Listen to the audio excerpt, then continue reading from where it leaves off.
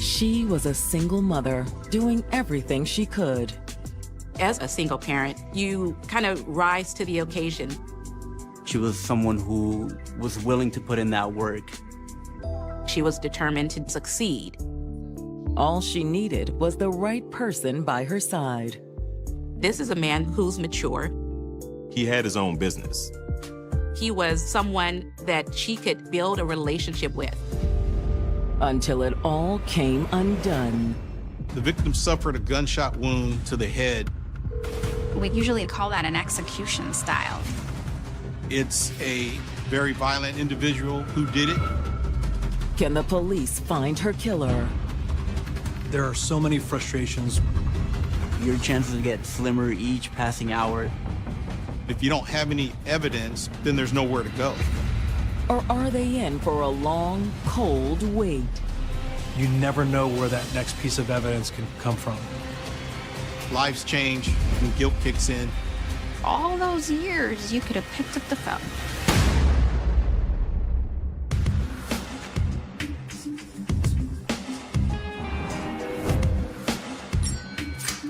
July 15th, 2006. It's early Saturday morning in Long Beach, California, an oceanfront city of almost 500,000. Long Beach is the best of both worlds because it's got that city vibe, but then it's got some really nice beach areas and restaurants and some great tourist spots. It also has some spots that aren't on any tourist's itinerary. You've got a lot of industrial area around there, but it's got this character of blue-collar, working class. You have this underbelly, you have all these socio-economic issues. There is a, we'll say, seedy side with gangs and drugs and violence. And as the sun comes up that morning, it shines a harsh light on Long Beach's unsavory side. Are you okay? The person that was jogging outside had noticed a woman's body on the ground. But when he moves closer, the man realizes the woman isn't okay. Oh, God. The victim suffered a gunshot wound to the head. The man who found her called 911. And when first responders arrived on the scene, they confirmed that she was dead. But it's not until homicide detectives arrive on the scene that police are able to determine the dead woman's name. She didn't have her ID on her. We checked the missing persons cases. And they find one in the vicinity that has just been reported. The missing persons report matches the physical description of their victim. The missing woman is 20-year-old Tyquisha Myers. Tyquisha Myers had grown up in Las Vegas, surrounded by a loving family. She was very trusting. She seemed like she was always looking out for the best in people. However, her life wasn't without challenges.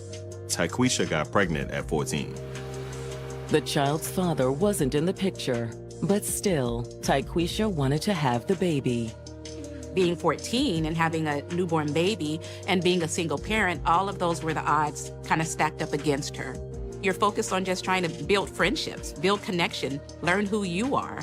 And now you're thrust into parenthood to now begin to turn your focus onto this child. And not really knowing how to parent because she was just a child herself, that was a very challenging time for her. But Tyquisha rose to the challenge by throwing herself fully into motherhood. She was determined to do better and not just succumb to what she was experiencing. Because as a single parent, you kind of rise to the occasion and try to learn and do all the things so that you can succeed. But there was still something missing. She wanted a father figure in her son's life, someone to make their family complete. And when her son was 6 years old, she found him, a man named Carl Mays. Carl wished her off her feet. The relationship moved fast. Because it had to. Well, I'm only gonna be in town for a couple more days. Really? Carl was only in Las Vegas for fun. He lived in Long Beach. Got a shop out there, barber shop. Wow, really? Yeah. This is a man who's mature, who's situated and has some type of foundation, who has his own business. The black barbershop is a huge part of the community. You can pretty much feel the pulse of the community, and usually the head barber knows everybody or everything about what's going on. Carl also represented a huge opportunity for Tyquisha. He was someone that she could build a relationship with and provide a father figure for her son. So it's like a lot of hopes and dreams that she kind of all had bottled up into this package called Carl. Maybe I can come to Long Beach and visit you sometime? Oh, I like that. Really? Yeah. Tyquisha made several trips to see Carl in California. That really excited her, the possibility for what she and her son could experience in moving here to Long Beach. We're right by the ocean. We're chilling, we're vibing. And by the beginning of 2006, Tyquisha had made California her home. Carl asked Tyquisha to marry him, and she said yes. It's just like, yes, let's jump into it. She's lived with her parents for such a long time. So now she's just wanting to break free and just make her own decisions, choose whatever it is that she wants to choose and have this freedom. She was someone with so much future ahead of her. But now it appears that Tyquisha will never have the opportunity to embrace that future. Police get a radio call of someone reporting that the person was lying injured on the trail from a single gunshot wound. The detectives respond to the crime scene, and then a crime scene is established where the victim or where the body was found. The yellow tape goes up. No one's allowed to come close so that the forensic technicians can start taking pictures. Tyquisha had been reported missing the day before by her husband. But does that mean he's off the hook? You have a female that's murdered and dumped on the side of the freeway. A gunshot wound to the head means it's personal. We were all saying it's a really angry spouse that might have done it. A new chapter in her life. She's lived with her parents for such a long time. She's wanting to venture out and start her own family. She and her 6-year-old son were in the process of moving to Long Beach, California. But she wouldn't be in Long Beach alone. Just a few months earlier, she'd met and married 28-year-old Carl Mays. Carl ran his own barbershop in Long Beach. Seeing this as an opportunity to just have this love and acceptance and have the support of a male figure who is mature, who is established, who has a job, and who seems to be self-sufficient. Only now, Tyquisha's new beginning has come to a violent end. Soon after Carl reported her missing, Tyquisha was found alongside a bike path, dead from a single gunshot wound to the head. When you have a gunshot wound to the head, usually we call that an execution-style murder. Somebody was pissed off, or it's a very violent individual who did it. But who was it that pulled the trigger? Based on how this crime occurred, just the nature of it, you're gonna look for that maybe heat of passion suspect. Leaving CSI and the coroner's team to finish processing the scene and remove the body for autopsy, the detectives decide it's time they talk to Tyquisha's husband, Carl. The husband, the boyfriend, they're the first people you go to. Could it have been somebody else? Absolutely. But that's the first place you look. From the scene, the detectives drive straight to Carl's barbershop. Carl had provided his address to police when he filed the missing persons report. May I help you? Yes. We're looking for Carl Mays. Yes. Y'all find Tyquisha? I'm afraid so. Carl appears stunned by the news that Tyquisha is dead. I can't believe it. I mean, I was worried, but just never imagined something like this. Sir, when's the last time you saw your wife? Yesterday before she went out of town. Carl explained that Tyquisha had been splitting her time between Long Beach and with her family in Vegas. Why is that? We were just working on some things. What kind of things? Married life, mostly. After living her entire life at home, He says Tyquisha was having a hard time adjusting. What to expect, what's expected of her, what to expect of others, all of that is something new that she possibly wasn't aware of because she was just 20 years old. Carl said that Tyquisha had left her son with family in Vegas to come to Long Beach so that they could talk things over. And she had dropped by the shop on her way back to Vegas. Carl said she wanted some money that he owed her. Did you give her the money? Yeah, then she left. That was the last time I saw her. Carl says he'd assumed Tyquisha had gone back to Las Vegas until he got a frantic call from her mother. Her mama hadn't even heard from her, and nobody knew where she was, and it just didn't make any sense. So that's why I called the police. To the detectives, Carl seems genuine, but they still need to rule him out. Sir, do you own a gun? No, I don't. Do you mind if we look around a little bit? Yeah, sure, whatever you need, that helps. He seemed more than willing to cooperate with the investigation. With Carl's permission, detectives searched the shop, including the back room. There's no evidence of a gun. But they do find something interesting. This yours? Yeah. There's blood on it. He said that the blood was there because he cut himself while he was working.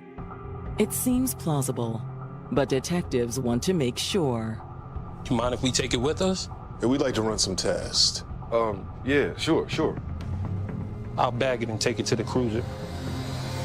Then, after talking to Carl, detectives talk to the other barber who works in the shop, a man named Harris Finley. They start by asking him about Carl and Tyquisha's relationship. When I think of a barber in a community like Long Beach, I think about a place where people are gonna talk about their lives and talk about their stories. Maybe there's a lot of joking, but maybe there's a lot of complaining. Their instincts are right. Carl had told Harris a lot about his marriage. He said they hit a rough patch, but they're putting things back together. Did he say what the problem was? Mostly that they got married too fast. Harris also tells them he was at the barber shop when Tyquisha came by to see Carl. Do you know what it was about? I think she wanted some money. He said they went in the back and talked a while. And when they came out, Carl handed Tyquisha some cash. Tell me when you get to Vegas. Oh. He said she was only here for a few moments and she left, which backed up what Carl was sharing. As a general rule, that's good evidence to rule that person out as a suspect. The investigators were back at square one.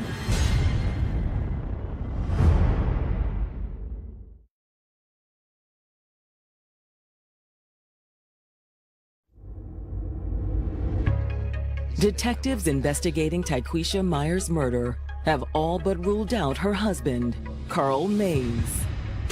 When they interviewed the barber that worked in the shop with Carl, he backed up what Carl was sharing. So he gave her the money and she left. Yeah. Which is exactly what Carl had told them in his statement. But the next morning, when detectives received the results of the autopsy, the findings indicate that the murder must have occurred soon after she left the shop. The medical examiner places Tyquisha's time of death on the afternoon of the 14th. To determine where she'd gone after she left the barber shop, the detectives subpoena Tyquisha's phone records. Phone evidence, and it's probably a lot better now, but in 2006, you could actually track someone by their phone. Then, while waiting for Tyquisha's cell provider to respond to the subpoena, detectives reach out to her family in Las Vegas. When they do, they learn that Tyquisha's mother is already in Long Beach. After informing Tyquisha's mother that her daughter is dead, they arrange for her to come into the station and give them a statement. First off, I want to say sorry for your loss. Thank you. Assume you drove in from Las Vegas as soon as you realized she was missing. No, I was already in town. Tyquisha's mom said she and Tyquisha had been in the area for a few days prior to her disappearance. She came back to attend a friend's funeral, but she still had issues with Carl that she had to settle. What sort of issues? Well, I think he owed her money. Her statement echoes Carl's. However, Tyquisha's mom does add some new information about the day her daughter disappeared.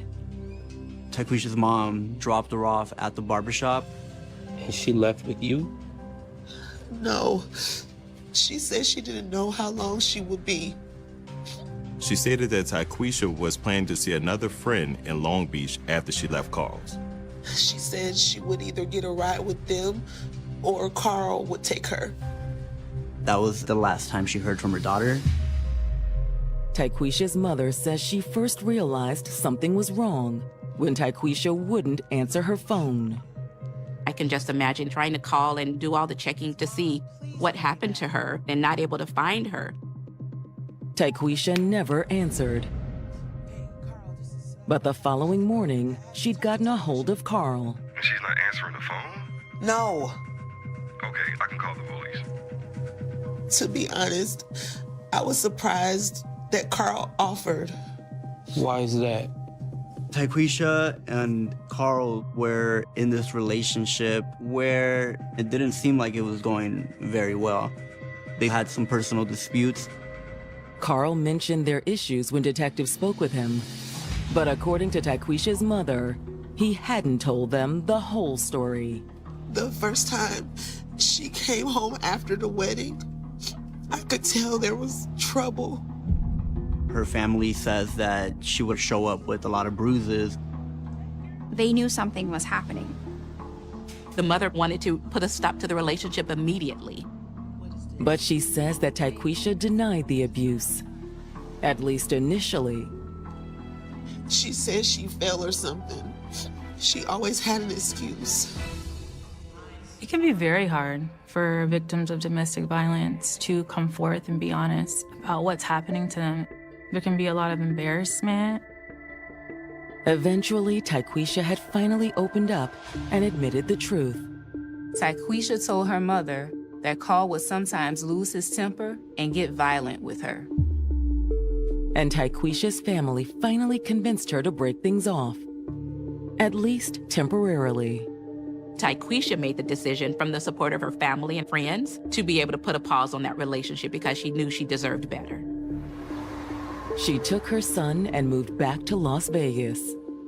She made up her mind she was never going back to him. So why'd she come back to see him then? She just wanted the money he owed her. She said that was supposed to be Tyquisha's last contact with Carl.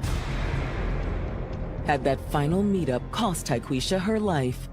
Or are the detectives missing something? All you kind of have is Tyquisha's mother's word versus Carl's word. He said she left. And the other barber corroborated his story. They're lying, both of them. And according to Tyquisha's mom, she has proof. She said that she was gonna give this to him, but she decided not to. She had left a letter behind.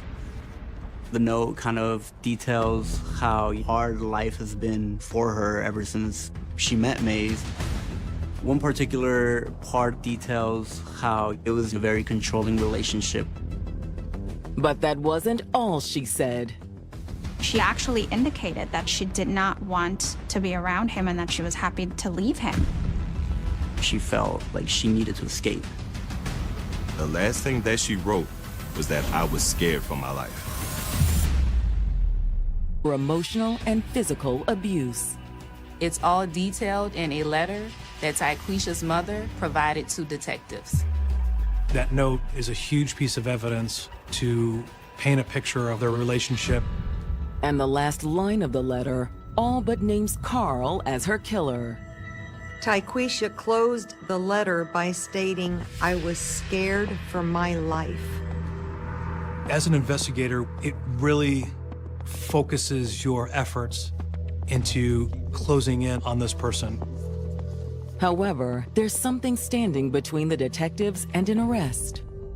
Carl's fellow barber, Harris Finley. Harris told detectives that he was in the barbershop when Tyquisha dropped by. He says that Carl gave her the money he owed her, and she left. But now that they've read the letter she wrote, detectives aren't so sure. Harris may have had reason to lie, too. Carl was his employer, and so the reality is you're not going to mess up the way that you feed yourself or feed your family. Harris could even be protecting himself. If Carl had killed Tyquisha, maybe Harris helped get rid of the body. There's suspicion of Carl mounting. Detectives do a little digging on Tyquisha's husband. They're looking for previous crimes, any other history of domestic violence, restraining orders, things like that. There's nothing in Carl's record as far as domestic violence or a restraining order. But the search does reveal something. The year before, he was arrested for having a loaded firearm on his possession in public. Tyquisha died from a single gunshot wound to the head. But while the weapons charge raises detective suspicions, it's a long way from a murder charge. The weapons charge only proved that he used to own a gun, not that he had one now. And the search of the barbershop hadn't produced any evidence of a gun either. However, the detectives hope that one piece of evidence from the barbershop could be the breakthrough they need. The investigators found a blanket that had blood on it. At the time, Carl said the blood was his, but the detectives wanted to be sure. They took it in for DNA. The test results proved disappointing. It came back as unconclusive. Back in 2006, the technology just wasn't as refined as it is now. But when detectives received Tyquisha's phone records, they further suggest that the murder did occur in the barbershop. Cell phone records showed that was her last known location. After that, there was no activity on Tyquisha's phone. But the phone records alone aren't enough for an arrest. There are so many frustrations because in your mind, you know that this is the person that most likely did this, but because of the lack of evidence, it's not a fileable case. What detectives need is a confession. The detectives brought Carl back in for questioning and confronted him with what Tyquisha's family said about the alleged abuse. Any truth to that? I mean, we could argue some. But no violence? I mean, some pushing and shoving, maybe. Her just as much as me, but no. Carl also insists that things weren't over between them. We were just taking a break for a little bit. That's not what her family says. Well, maybe she didn't tell her family everything. He also insisted that Tyquisha left the barbershop alive, and that was the last contact that he ever had with her. Harris was there. He saw her leave. We know. He maintains that he has nothing to hide. He also gives the detectives permission to search his car. Since she was found several miles from the barbershop, the detectives suspected that Carl may have used his car to move Tyquisha's body. The search fails to turn up any blood or other evidence. And following up with Carl's co-worker, Harris Finley, is equally fruitless. He maintains that Tyquisha left the shop alive. It's very frustrating for detectives. Unable to make an arrest, the case grows cold. If you don't have any other leads, then there's nowhere to go. It is extremely, extremely frustrating, and everybody feels for the family. It's very hard on families. A lot of times, they don't understand what is really happening. You feel like it's never going to be solved. The frustrations only get worse as weeks turn to months and months into years. It's a very, very challenging time for the family. They're trying to do the best that they can, trying to raise her son and just not having the answers. However, the case is never officially closed. You gotta have faith that somebody will find something and someone will be put to justice. When homicide cases go cold, It can give people time to think. Witnesses, even suspects, lives change. Their conscience gets the best of them and guilt kicks in. Or they can get caught in a jam and need a little leverage. Homicide. In 2019, 13 years after Tyquisha's murder, Long Beach detectives get a call from a neighboring precinct. They'd arrested a man on other charges, and when they started questioning him, he said that he had information to give them. The man they had in custody was Carl's friend, Harris Myers, and dumped her body along a bike path in Long Beach, California. And investigators have never made an arrest. As long as the suspect is out there running free, the case stays open. But now, detectives may have finally caught a break when Harris Finley is arrested on an unrelated charge. 13 years earlier, Harris had provided an alibi for Tyquisha's husband, Carl Mays. Out of the blue, Harris had started talking about Tyquisha's murder. Harris be like, hey, well, if I tell you this, would it potentially reduce my charges? When police hear what Harris has to say, they reach out to the Long Beach detectives, who are anxious to talk to Carl's old coworker. When a witness comes forward after years of a case being cold, you take that statement. Harris is booked on other charges while detectives drive over to interview him. And this time, he has something very different to tell the detectives. He said that Tyquisha never left the barber shop. At least not alive. Carl killed her. Did you see him do it? No, but I know he did it. According to Harris, when Tyquisha stopped by the shop that day, she wasn't happy. Where's my money, Carl? I got it. Settle down, all right? When Tyquisha enters the barbershop, they kind of start arguing a little bit. He says Carl took Tyquisha into the back room of the barbershop to talk. Did you happen to hear what they said? Not really. However, he says there was no mistaking what he heard next. You're sure it was a gunshot? Yeah. Harris said that Carl came out of the back room a few minutes later. What happened, man? It was an accident. I didn't mean to do it. Carl said that he tried to put the gun to her head, kind of to scare her. He had no intention to take the shot, yet the gun went off. Should we call the police? No.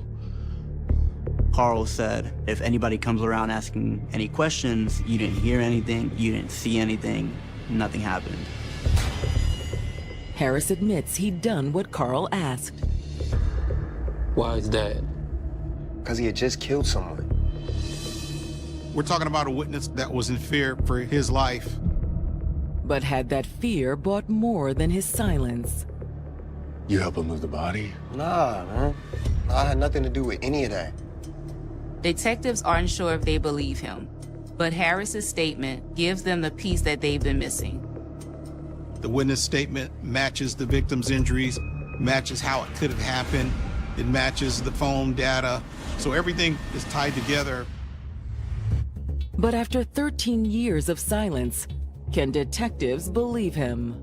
Oftentimes, suspects are just making things up, and clearly he has a motive to get out of whatever he was arrested for. All those years, you could have gone to the police, you could have picked up the phone and made an anonymous tip, and you didn't. And the only time you decide to come up with this statement is when you're looking at potential incarceration. Whether Harris is telling the truth or not, what to do with his new story isn't the detective's call.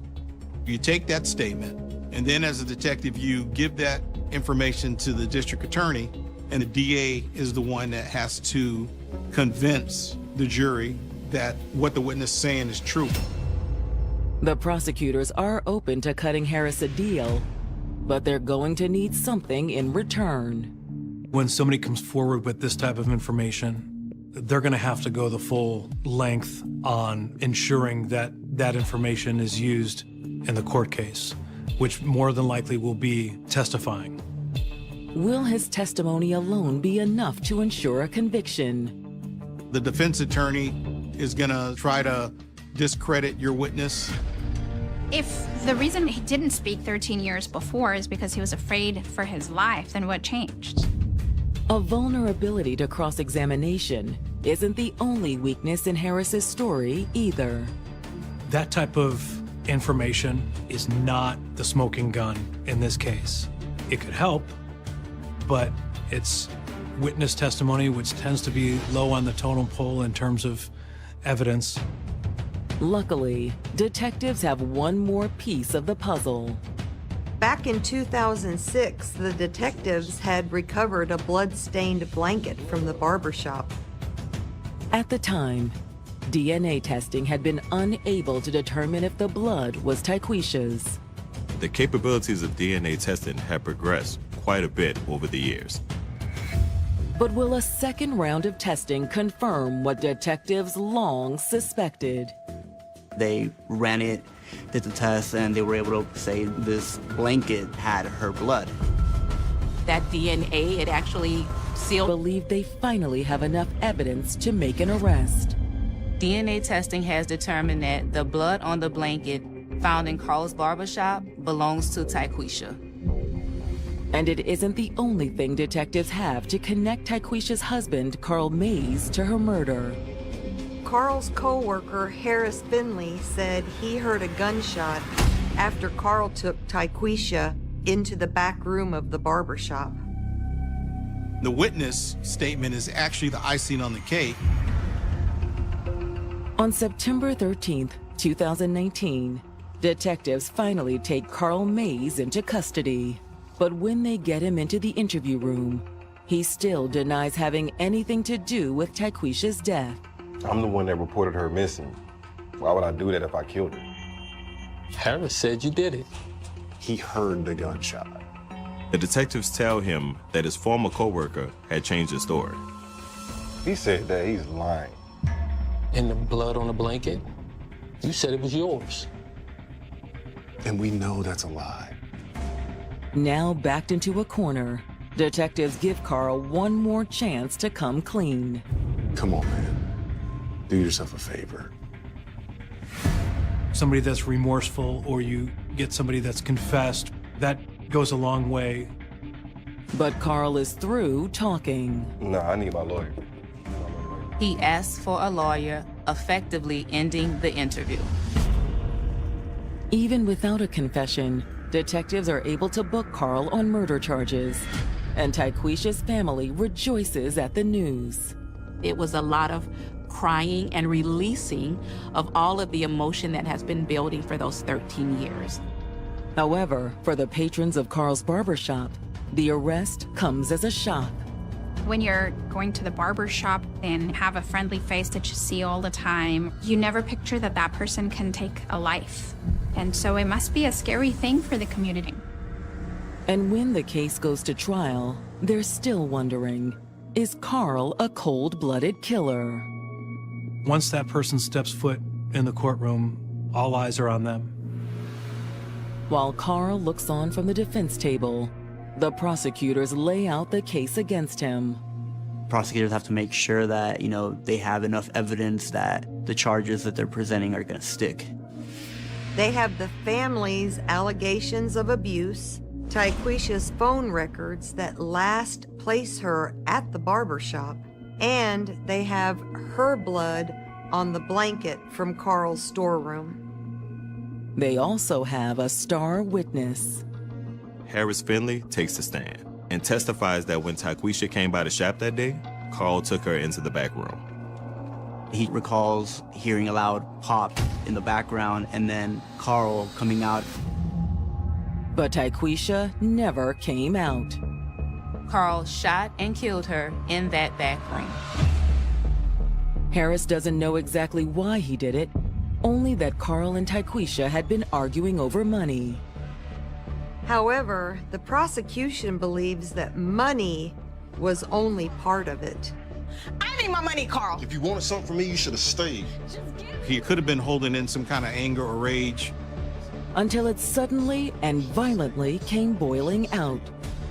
Just give me my money, Carl. Okay, I'll give you something. That's when he shot her. The DNA, the phone records, and Harris's testimony. According to the prosecutors, it all points to Carl as Tyquisha's killer. Basically, they tied everything together in this neat little bow. But when it's the defense's turn, Carl's attorney does his best to pull at any loose threads. As the prosecutors predicted, the defense tried to discredit Harris Finley's testimony. The defense in this case really focused on that. May's attorney brought up how convenient it was for this guy who was facing charges for something unrelated to now bring up this murder 13 years later. All the while, according to the defense, Tyquisha's real killer walked free.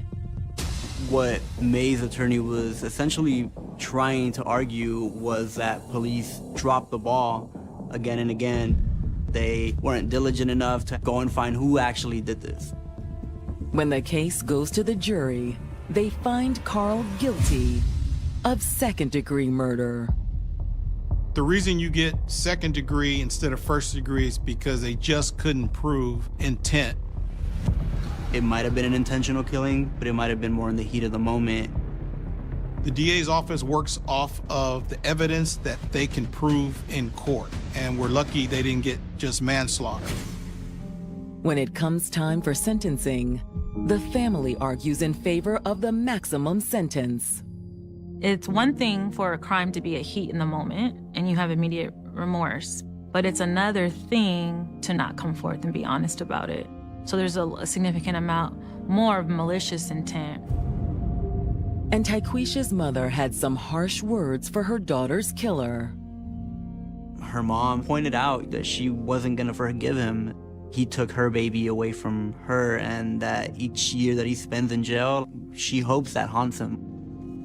But it's Tyquisha's own words that have the most impact. Her sister took to the stand and read from the letter Tyquisha wrote to Carl prior to her death.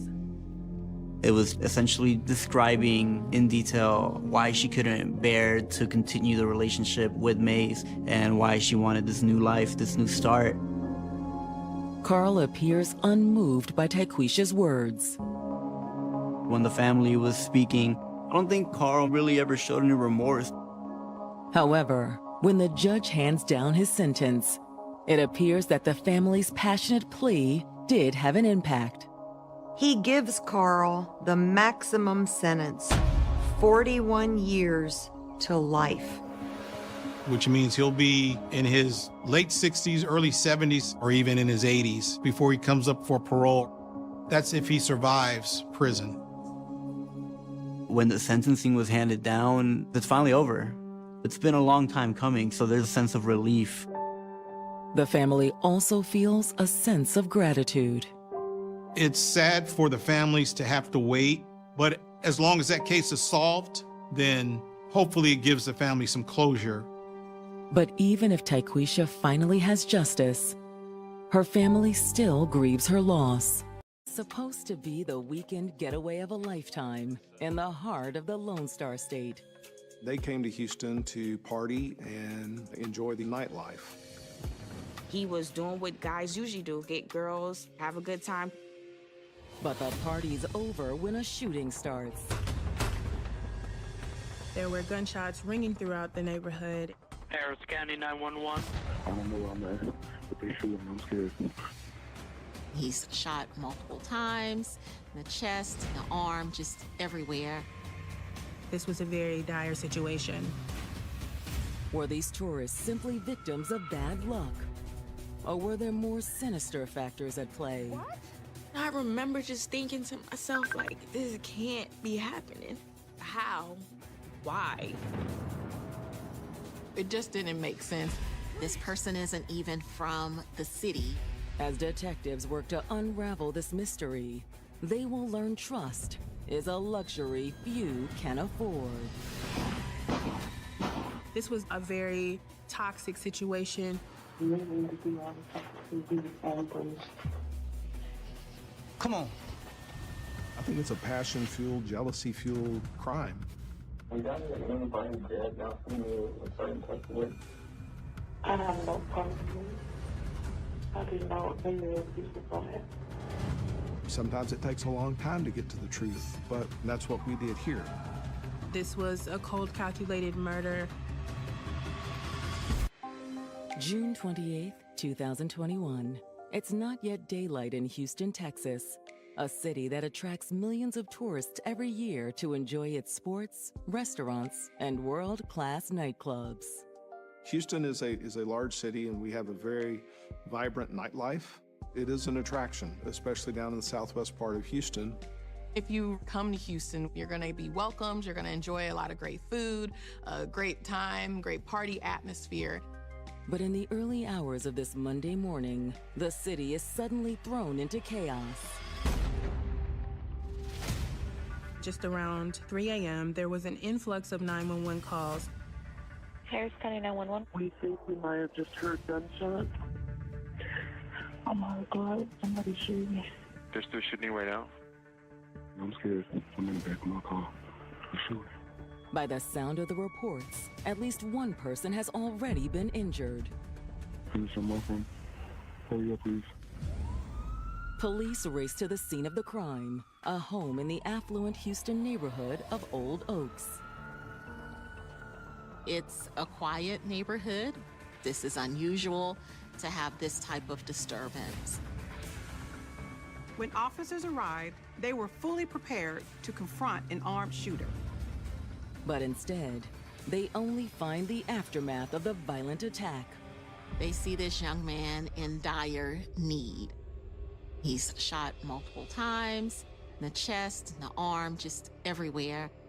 He's been pummeled with shots. Whomever shot him meant to do intentional and extensive damage, because they did. It's really bad, yet he's still breathing. There were some witnesses gathered around, and they were very distraught.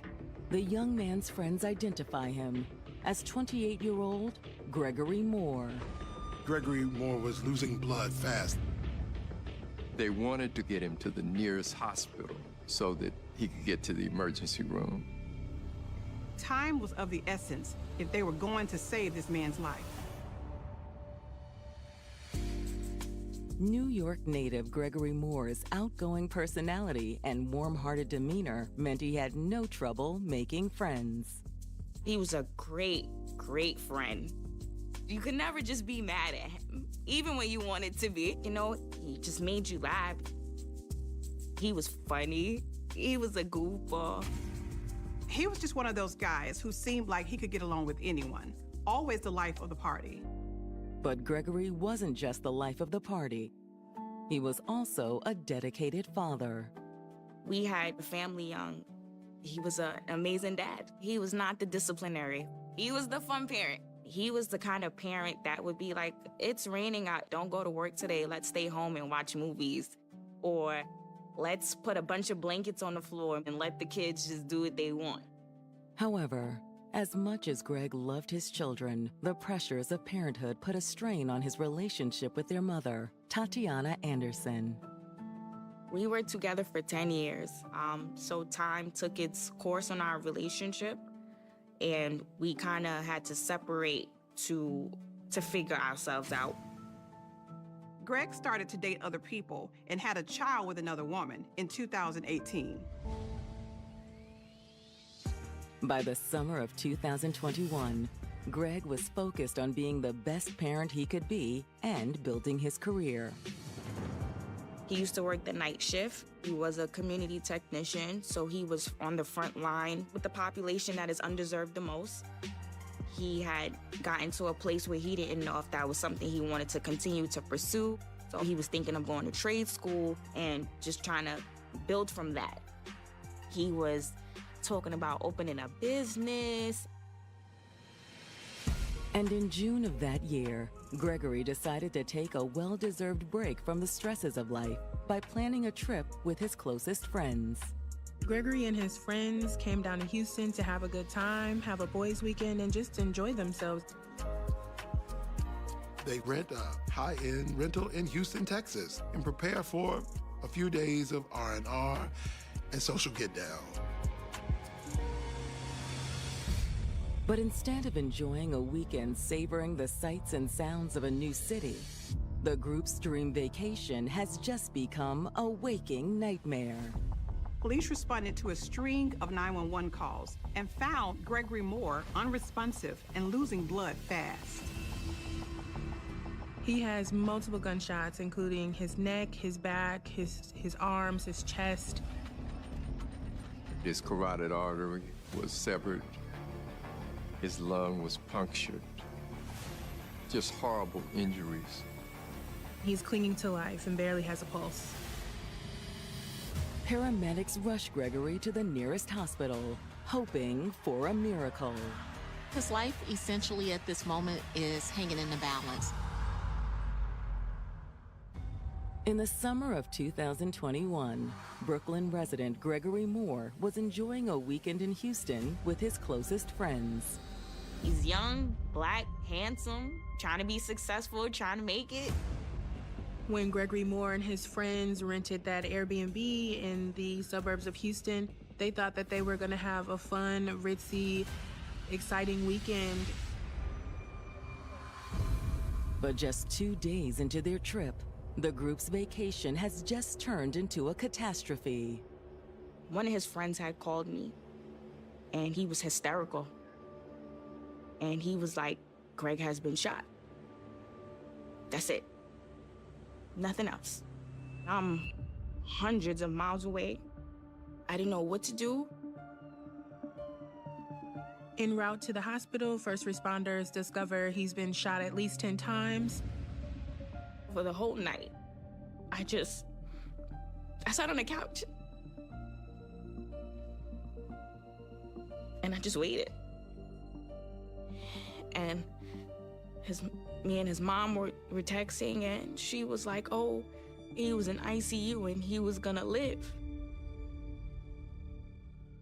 Meanwhile, as the sun comes up over Houston, homicide detectives arrive on the scene of the shooting to begin their investigation. When I arrived at the scene, multiple patrol units were already there. They had detained numerous individuals that had been in the home. As I walked up, I observed there be a large amount of blood on the front porch. On the outskirts of Birmingham, Alabama. They also saw shell casings on the ground from a 9mm. You've got what looks to be The front of the house was murders. littered with bullets. That's nuts. That's crazy. It's so shocking because it shows the rage that the gunman had. It's another contact wound. It seems that the shooter ambushed the victim, rolled up, shot him, and then left. The more people I talk to, I'm on my Near the way. front door, I can figure out almost investigators anything. locate Gregory's cell phone. You could but tell that's that not this the was only not phone your they typical find homicide. at the scene. They find another cell phone and a tablet that The looks like it's detective been will run follow over. one jaw-dropping lead. They were in the street in front of the house. This guy Buck is an It looks like this is some sort of Uncover the physical truth. evidence from the shooter. In a brutal Unfortunately, double the homicide. investigators aren't able to access the devices. These two It's additional almost like giving a devices priest are a locked. confession. And not only that, the tablet has been damaged. Extracting We're on the all the west side digital of contents Jefferson of the County, phones. Alabama, just That outside takes of months. The detectives don't have that kind of time to Jefferson waste. County is the most If you populous have an county in armed the shooter on the state. loose, you need answers now. It has deep Why would ties to someone the civil want to rights hurt movement. Gregory? These people had just The traveled town we're here. in They is were called tourists. Mulga. Gregory Moore This is is a not small from Houston, sleepy Texas. hamlet. He's from New York, and so It's a this rural doesn't make area any sense. filled with hard-working families. That's when This place detectives looks are a bit approached like a by a town that neighbor. time forgot. Hey, detectives. But back in I have something I think you'll want to 2011, see. this very neighborhood would be The at the neighbor heart had a of doorbell brutal camera murder that mystery. picked up some useful footage. He's able to share the video with The them. morning of March 5th, 2011, It's not the Jefferson greatest County quality of Sheriff's video, Office but gets detectives multiple can see the calls shooter's about vehicle shots arrive fired around 3 a.m. And it's a on the dark 300 colored block sedan. of First Avenue. Seconds later, a barrage of gunshots When deputies ring arrive out. on scene, they find a black male lying in the middle of the street with an obvious gunshot wound to his head. As responding officers begin their search of the immediate area and the perimeter. Recorded the end of this tragic evening. On the phone video, you can see someone running away from the crime scene. They jumped into the vehicle and pulled off.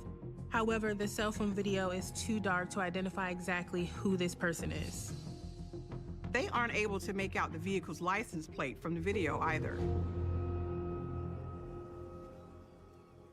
As compelling as this evidence is, it doesn't do much to help the investigators narrow down their list of suspects. We had no idea who the person was. Right now, we have to identify this guy. However, before they can continue their investigation, Detective Crane receives a call from the hospital where Gregory is being treated. Yes, this is Detective Crane. They get a call that Gregory Moore has succumbed to his extensive injuries. Gregory Moore was dead.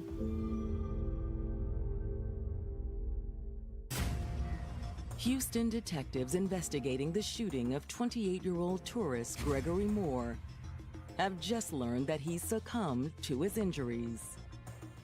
He was pronounced deceased there at the hospital. It's a tragedy. It's the worst part of my job. When the news spreads to Gregory's loved ones back in Brooklyn, they're devastated and confused. And I remember just thinking to myself, like, this can't be happening. Not Greg. How? Why? I think in that moment, the air just left my body. My daughter had just graduated pre-K. And my son was going to kindergarten the following September. And I remember thinking to myself, how was I going to explain to them that he wasn't coming back?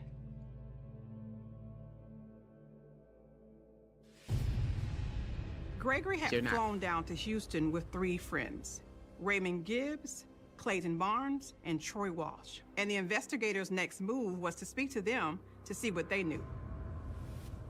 Gregory's friends are distraught when the detectives break the news to them.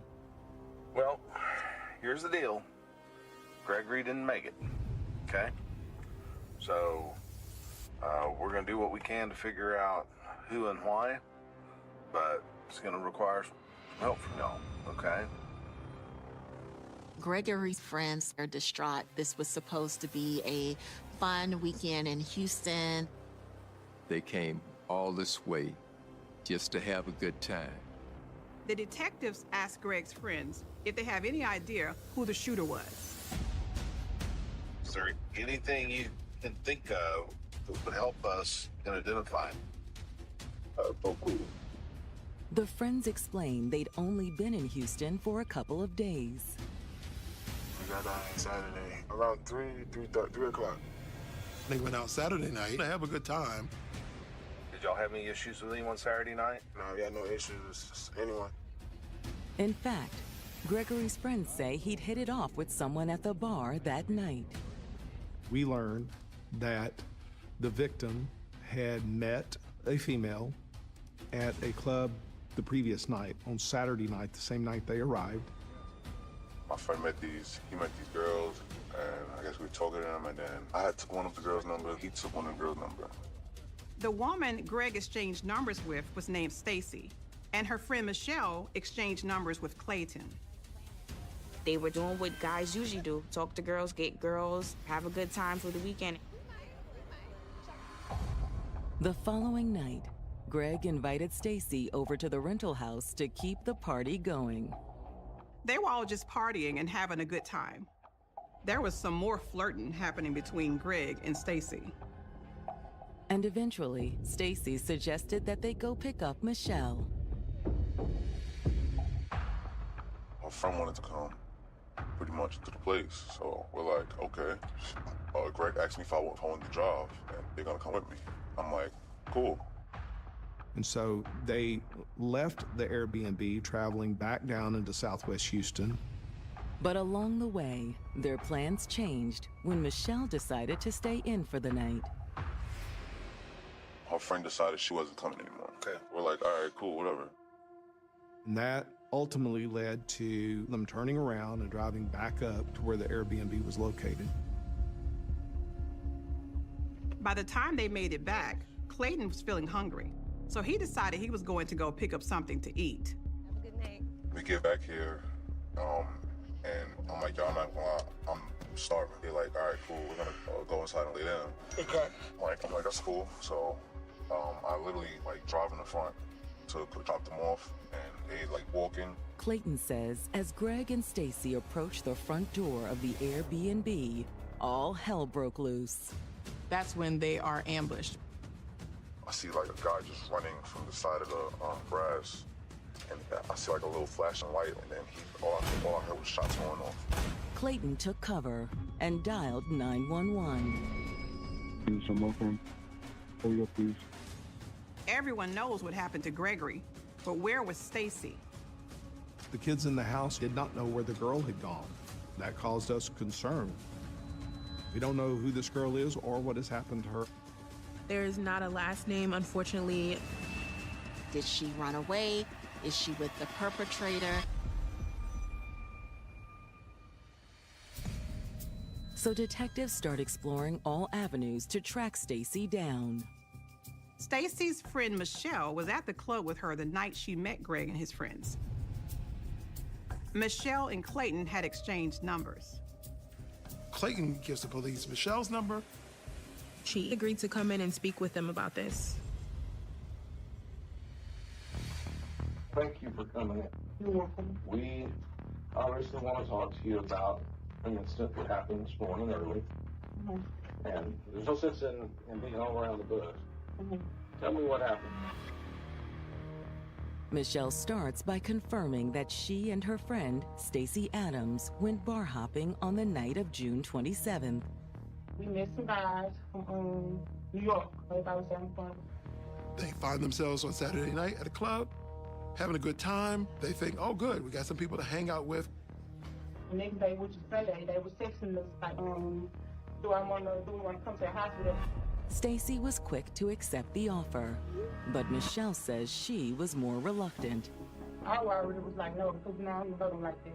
And I just met them. But she was texting me like, come over here, it's fun. At some point, Stacy told Michelle that she and the boys were on their way to pick her up.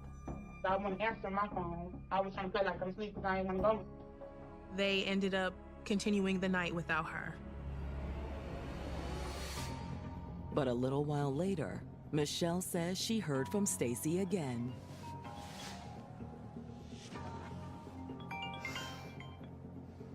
Girl, I told you I'm not coming.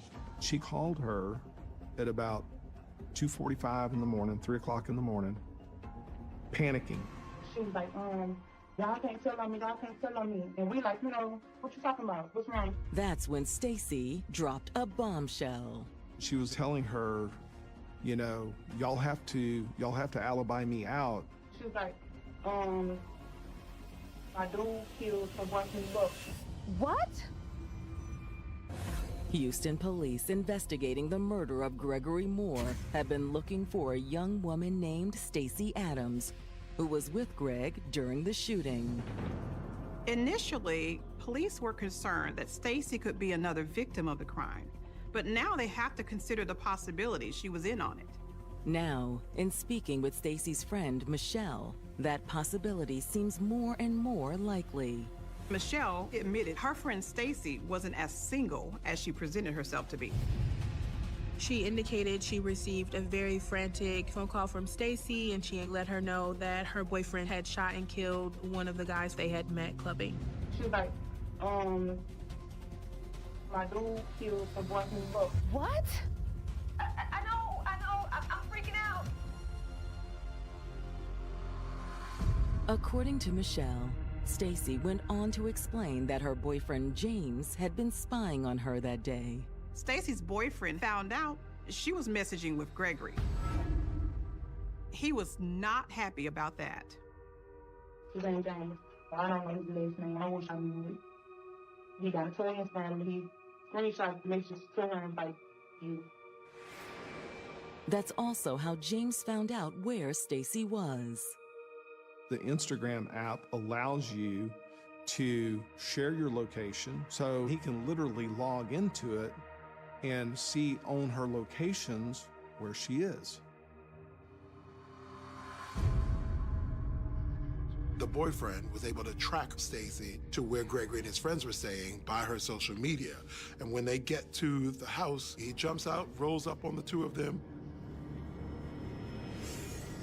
She was like that. Her boyfriend pistol with the dude. And he shot him at least like 5 times.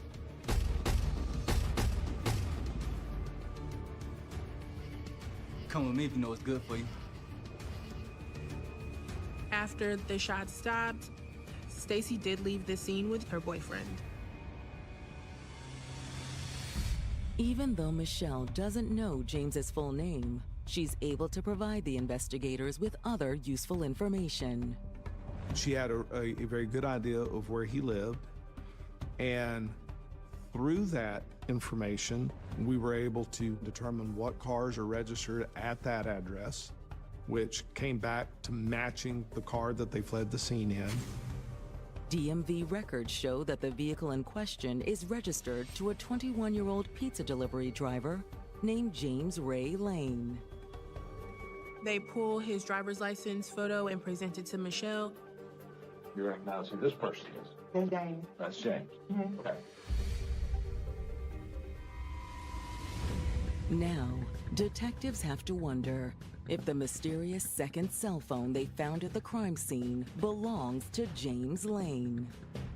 In an effort to try to put all these pieces together, the detectives ring the phone number that they have for James Ray Lane. And the phone that they found at the house at the murder scene begins to ring. Bingo.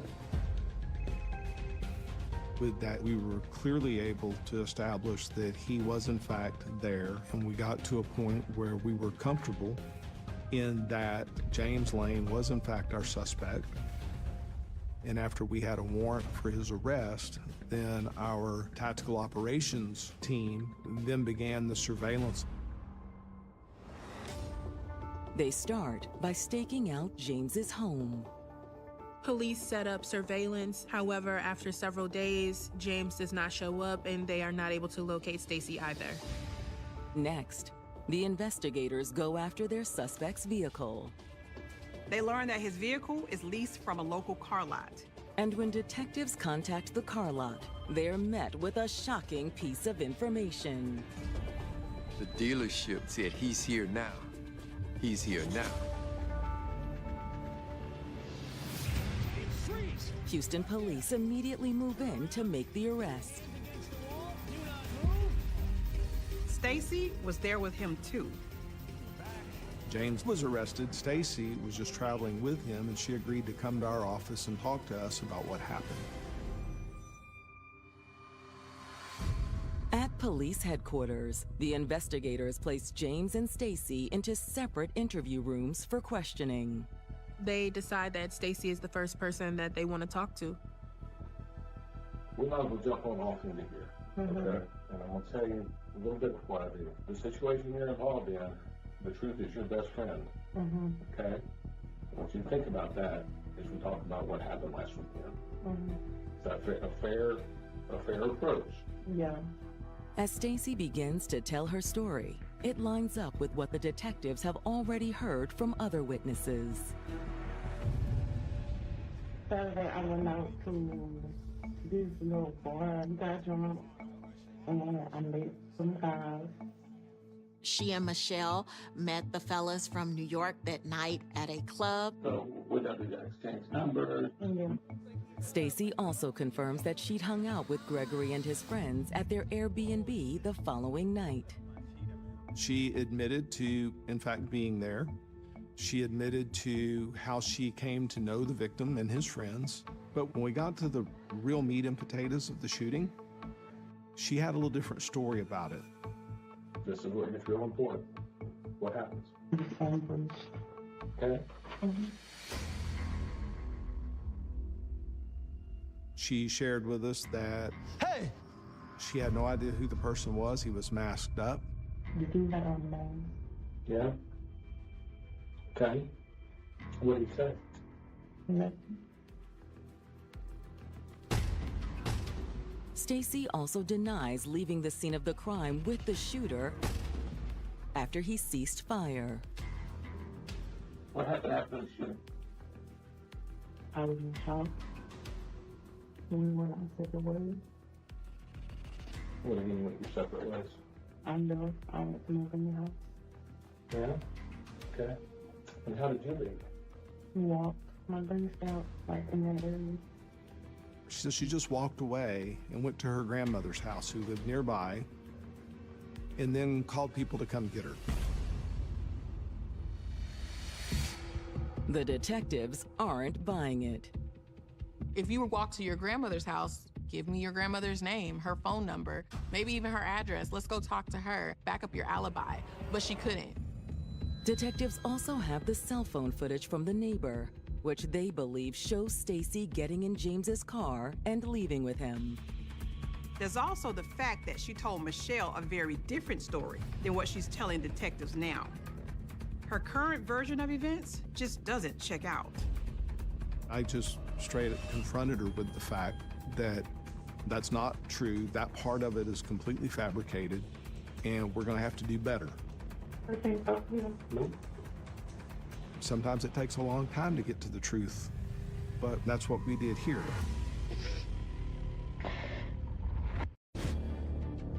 Police in Houston, Texas have zeroed in on 21-year-old James Ray Lane as their main suspect in the shooting death of Gregory Moore. He was jealous. He was upset that his girlfriend, Stacy, might have been cheating on him, and he took it out on someone who didn't even know that she had a boyfriend.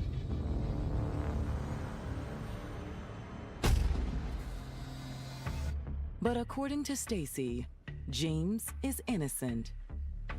Stacy told the investigators that a man with a black mask shot Gregory Moore. She said that she didn't know who the gunman was. The investigators believe she's lying. I share with her that if I don't believe it, a jury's not ever going to believe it either. The truth is going to be very important for you right now. I sit here today, I mean, it could either make you a witness, to make you part of the crime, and to make you a suspect. So this is your opportunity to tell us the truth. I always tell them, we understand sometimes things happen that are out of your control, but we can't make it worse by lying about it. Finally, Stacy starts to break down. Okay, so, Nope. Not at this point. Sometimes it takes a long time to get to the truth in what we call the little room, but we generally get there, and that's what we did here. Stacy finally admits on the night she went home with Gregory, her boyfriend James was blowing up her phone. Everything okay? Yeah. Yeah, it's fine. A lot of them I taking screenshots and not doing anything.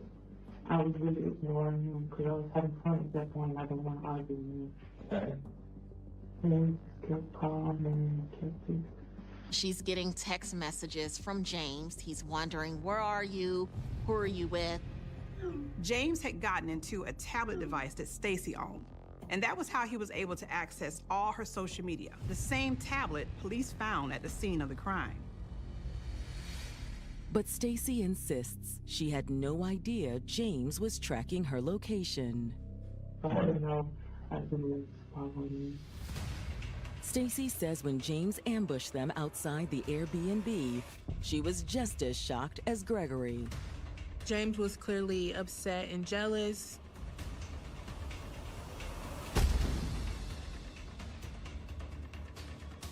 He beat on a defenseless man. Greg didn't have a knife. He didn't even have a pot to hit him with. He had nothing. Why did you not call for an adult? I was scared.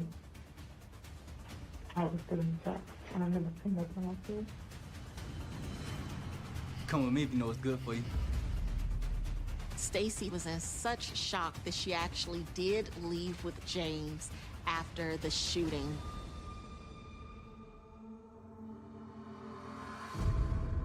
I was on to stay with him until the police got there.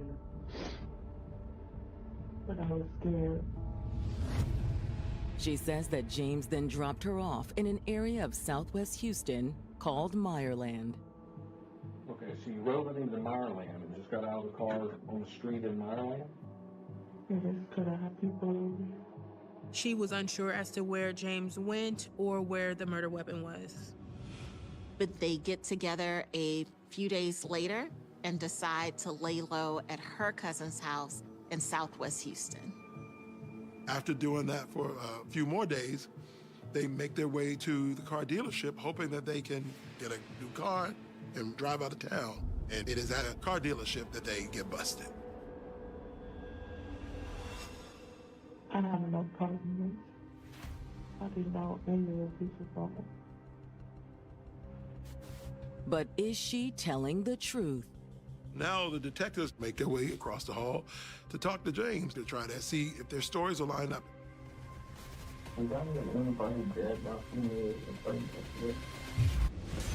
Houston detectives investigating the murder of Brooklyn native Gregory Moore have just taken a statement from 18-year-old Stacy Adams.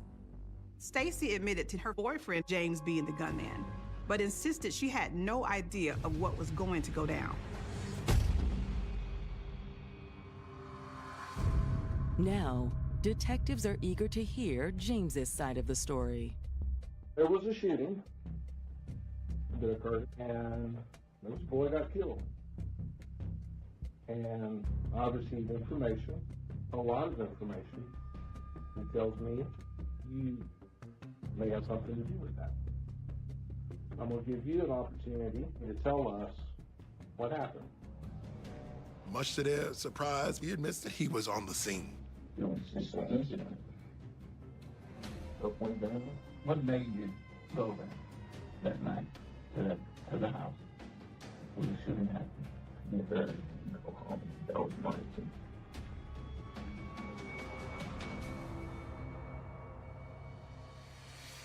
But James says after he showed up and found Stacy, the situation quickly got out of hand.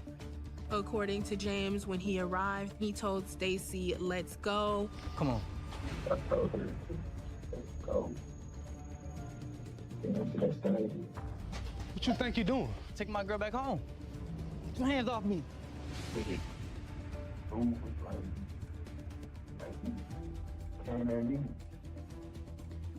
do you mean he came at you? When he indicates Gregory attacked him. He said he did what he needed to do in order to defend himself. That's why he shot Gregory.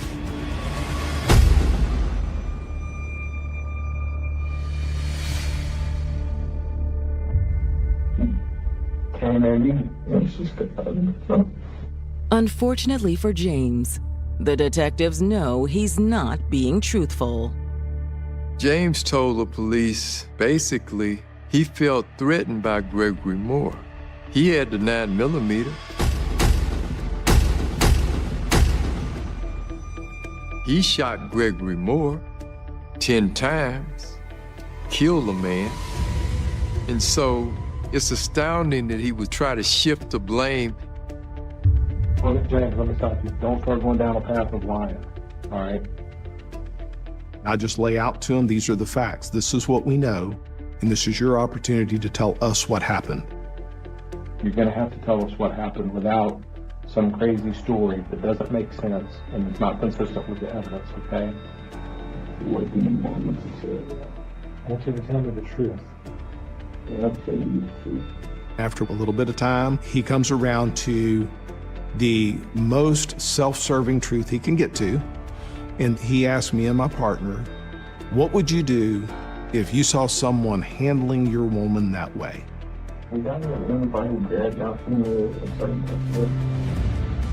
I asked him to elaborate on that, and he wouldn't. But he put himself there, and then he put himself trying to justify the murder. And that was sufficient enough for us. At the end of the interview, the investigators charged James with the murder of Gregory Moore. I would like to have had a complete, total confession as to why he did it, but that's very hard for a lot of people to do. Investigators conclude that James's girlfriend, Stacey Adams, was an innocent bystander in the crime. Detectives do believe that Stacey is telling the truth about not knowing what James was going to do that night. They ended up not charging her with any crime. However, as prosecutors prepare for trial, they aren't planning to go easy on James. Making the decision to drive 40 minutes all the way up to North Harris County and wait, lay in waiting for them to return. It's a passion-fueled, jealousy-fueled, immaturity-fueled crime. This was not an act of self-defense. This was a cold, calculated murder. James is now facing life in prison. Having an acquittal just seems highly unlikely. So he decides to come to the table with the prosecutors to try to strike a deal to save some part of his life. James finally confesses to investigators' version of events and admits to gunning down Gregory Moore in cold blood. In exchange for a full confession, they do offer James a deal of 22 years, and he does accept this plea deal. He's got to serve at least half of that before he can even be considered for parole. For Gregory Moore's loved ones, the resolution in this case isn't enough. James got 22 years. 22. In 22 years, James will still be old enough to have a family, to have children, to have a life. This sentence is quite light, but James is 21 years old and has never so much as gotten a traffic ticket. It's really heartbreaking because prosecutors even said after the sentencing, he never showed remorse to the victim's family. He never showed that he felt bad for the situation. Gregory Moore should be alive today, enjoying his kids growing up. James Lane should be in the free world today, doing what kids his age should be doing. And neither one of those things are going to happen now. Greg didn't have cancer. He wasn't in a car accident. He wasn't hit by a bus. He was shot. And that's a hard pill for me to swallow. No one thinks this is going to happen to them when they are traveling. Maybe someone steals your wallet, but you certainly do not lose your life because you decide to give someone your phone number. I often wonder, when he was laying there, like, was he scared? Was he regretful? No, I hope where he's at, it's peaceful. I hope that he's in a beautiful place far than where we are. And I hope he's looking down on us because we miss him something terrible down here. She was a young immigrant with big dreams. Cuando fuera grande quería ser policía. Se hizo la solicitud para hacerse cadete. She was just always striving to help people and lend a helping hand. But instead, she would be at the center of a murder investigation. El policía nos dijo que se había encontrado un cuerpo. She's been stabbed dozens of times. She also suffered horrible burns. Se nos cerró el mundo. The investigation uncovers a secret love triangle. There's an undeniable attraction. She wanted to be more than friends. He was absolutely obsessed. The level of jealousy was consuming him. This is clearly a pretty disturbed person. But which of the lovers made the fatal choice? The relationship seemed to be one built on control. Almost like a puppet in a puppet master. It's one of those things that kind of makes you go,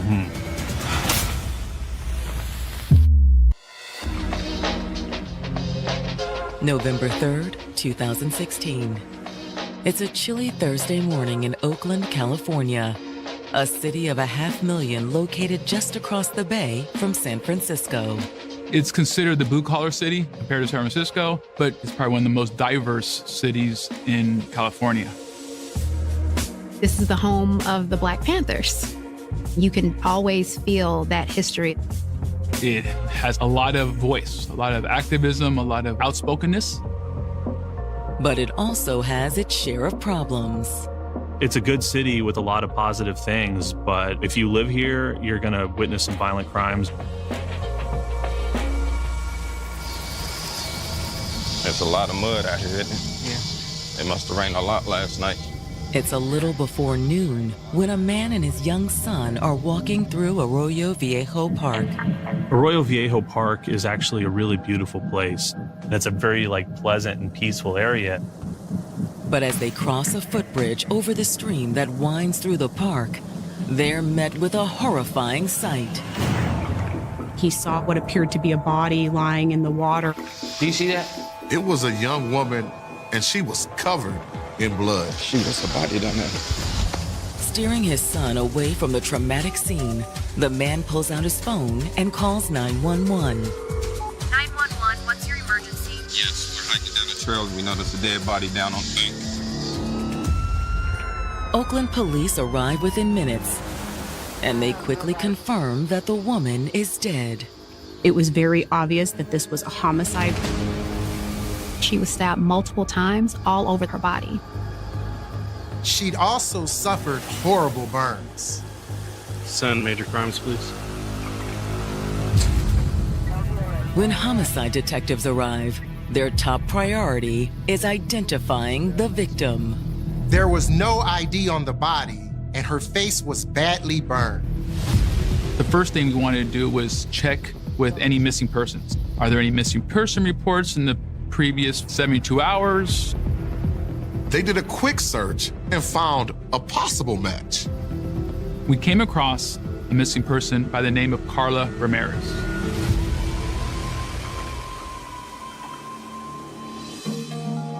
"21-year-old Carla Ramirez Segoviano and her family emigrated from Mexico when she was a child. Nosotros somos de Jalisco, de un ranchito. Mi mamá se vino para acá con mi papá. Ella nos dijo por darnos un futuro mejor. Mi esposo ya tenía muchos años viniendo. Él cuando se vino a este país, él se vino a trabajar en el campo y él aquí hizo raíces, aquí hizo amigos y pues aquí se quedó. Entonces cuando nos venimos todos, pues llegamos aquí a la ciudad de Oakland. But adjusting to American life wasn't easy for young Carla. Ella estaba en tercer grado cuando nos venimos. Fue muy difícil ir a la escuela para ella. Yo la metí a clases bilingües para que ella no sufriera tanto y no se presionara tanto. Entonces la tuvieron en las clases. Como hasta la middle school, hasta que agarrara bien el inglés, sí le costó bastante. Pero ya cuando la agarró, sintió como que tenía alas para volar. She was the interpreter, translator for her parents. Siempre acudíamos con ella. Ella hacía todo por todos nosotros. Porque ella era la única que hablaba el inglés en la casa. Ella fue muy madura en cuanto a ver por su familia. And Carla's desire to look out for people became a lifelong goal. Cuando fuera grande quería ser policía. It was her dream because she liked helping people. So, to pursue her dream, Carla joined the Alameda County Sheriff's Department's Explorer program while still in high school. It was basically like an introduction program for young adults who were interested in law enforcement. We would go over an array of topics, such as how to deal with elements of crime, like domestic violence or robbery. And we would do some physical training. She was shy at first, but we connected through, just being curious about what we wanted to do in the future, and because we share the same values and we wanted to make our family proud. I would say she was in the top 5 of the explorers that I had. She just really conducted herself in a very professional manner. Carla did so well in the program that after graduating high school, she pursued a criminal justice degree at a local community college. She just wanted to get her degree and join the academy. And to help pay for her schooling, she also held down a full-time job at a local restaurant.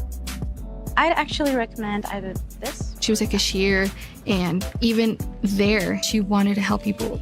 Like when people were struggling to find something in the menu. It was also through the restaurant that Carla became friends with Laura Rogers. Laura started working there after Carla had started. I'm so sorry. I did not mean to do that. She was just always striving to help people and lend a helping hand. And from that moment, the two became close. So here, let me show you. Alrighty, thank you. They got along together. They worked really well together from what Carla told me. And they used to, just have a good time and kind of push each other through the shift. But Carla's restaurant job was only a stepping stone to her ultimate goal. In the fall of 2016, she applied to the Sheriff's Department's cadet program. You have to go to school, you have to enroll in a certain amount of units in a college, and then we work you part-time at 10 different duty stations within the sheriff's office. She was doing all these things to ensure that she would have a bright future. But now, it appears that Carla's future has come to a sudden, violent end. After finding a young woman's body in the park, detectives have seemingly identified the victim as Carla. The missing person report matched the height, the weight, the race. But that's not all. 2 tattoos were also mentioned on the missing person report. Carla had a Dreamcatcher tattoo on her arm. And so did the body in the park.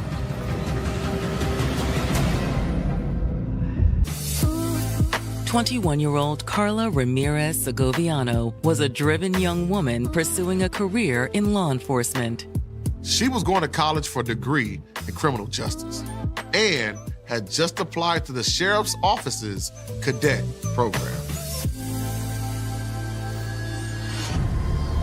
But after Oakland police respond to the report of a body in Arroyo Viejo Park, it appears that Carla's dreams have come to a tragic end.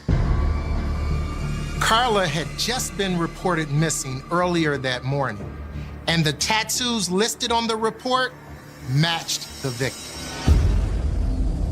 It becomes clear that Carla Ramirez is the same person who was murdered in the Arroyo Viejo Creek. And her identity makes this case more personal to detectives. Carla Ramirez was a volunteer explorer for the Sheriff's Department. When it comes to somebody who's a law enforcement personnel, they don't stop until they get everybody who's involved. Detectives quickly begin searching the scene for any potential clues. We immediately locate some matchsticks with green tips, unburned, almost like somebody dropped them and never picked them up. We also noticed those matchsticks led to the stream, which led to the victim. Carla's body was halfway in the creek. She's been stabbed dozens of times. There were also defensive wounds on her hands, which showed that she tried to fight back. I got a gas nozzle. After Carla was dead, it appeared that the killer had set her body on fire. Someone was attempting to not only kill this individual, but to destroy the evidence. But the attempt had failed. Part of her body was in the creek. It was wet and muddy. So while the fire did cause severe damage to Carla's face, it left her tattoos intact. Why she died, however, is less clear. I was pretty sure that this was not a robbery. Robbery is a crime of opportunity. You do it, you get in, you get out. This is something that was planned out over time. And the way Carla died points to a very personal motive. Stabbings are usually done by people who have a personal relationship with the victim. The detectives start by questioning the man who called 911. But there didn't seem to be anything suspicious. They were just walking, looked over to the stream, and saw something that didn't belong. But he says it was just a normal day in the park until they found Carla's body. So, hoping to learn more about Carla, the detectives contact her family. There's a lot of evidence that the family can give us. Okay. Where were they going? Who were they going with? Phone numbers, vehicle. All that is information that I need to obtain. And Detective Sanchez speaks fluent Spanish. So I make contact with the family, something that a detective never wants to do. Lo siento, señora, pero No. encontramos el cuerpo de su hija, Carla. No. Esto no puede ser cierto. Ya no quiero que diga nada. No quiero escuchar esto. No. Todo mi mundo se derrumbó. Le digo, yo no quiero saber ya nada. No me diga nada. Yo quería a mi hija viva. Ya no quiero saber nada. After giving Carla's family a moment to grieve, Detective Sanchez asks if they can walk him through the events leading up to Carla's disappearance. I needed to get a timeline. Who was the last person that saw her alive? Carla's mother says that it was the night before. Hey, mamá, Lisa y yo nos vamos al cine. She says Carla had been hanging out at home with her cousin, Lisette. Y entró y me dijo, mamá, voy a ir al cine con Lisette. Y le dije, no, Carla. Le dije, ya es muy tarde para que vayas al cine. Mamá. Carla, que no. Está bien. Solo le llevaré a su casa. Se dio la vuelta molesta y me dijo, ok, pues ahora al rato llego. But Carla never came back. Yo desperté a las 2 de la mañana. Lo primero que veo es la puerta del cuarto y vi que no estaba. So Carla's mom called her daughter's cell phone. Your call has been forwarded to an automatic voice message system. No me contestó. Carla, ¿dónde estás? So she woke up Carla's sister.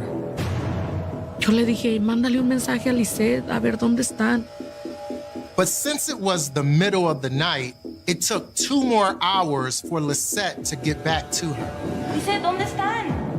Eran como las 4 de la mañana cuando Lisette me regresó la llamada. Y le dije, Lisette, ¿dónde están? Dijo, yo estaba bien dormida. And she says she hadn't seen Carla in hours. Dijo, ella solamente me dejó y me dijo que iba con su amiga. Apparently, Carla had plans to meet up with an old coworker, Laura Rogers.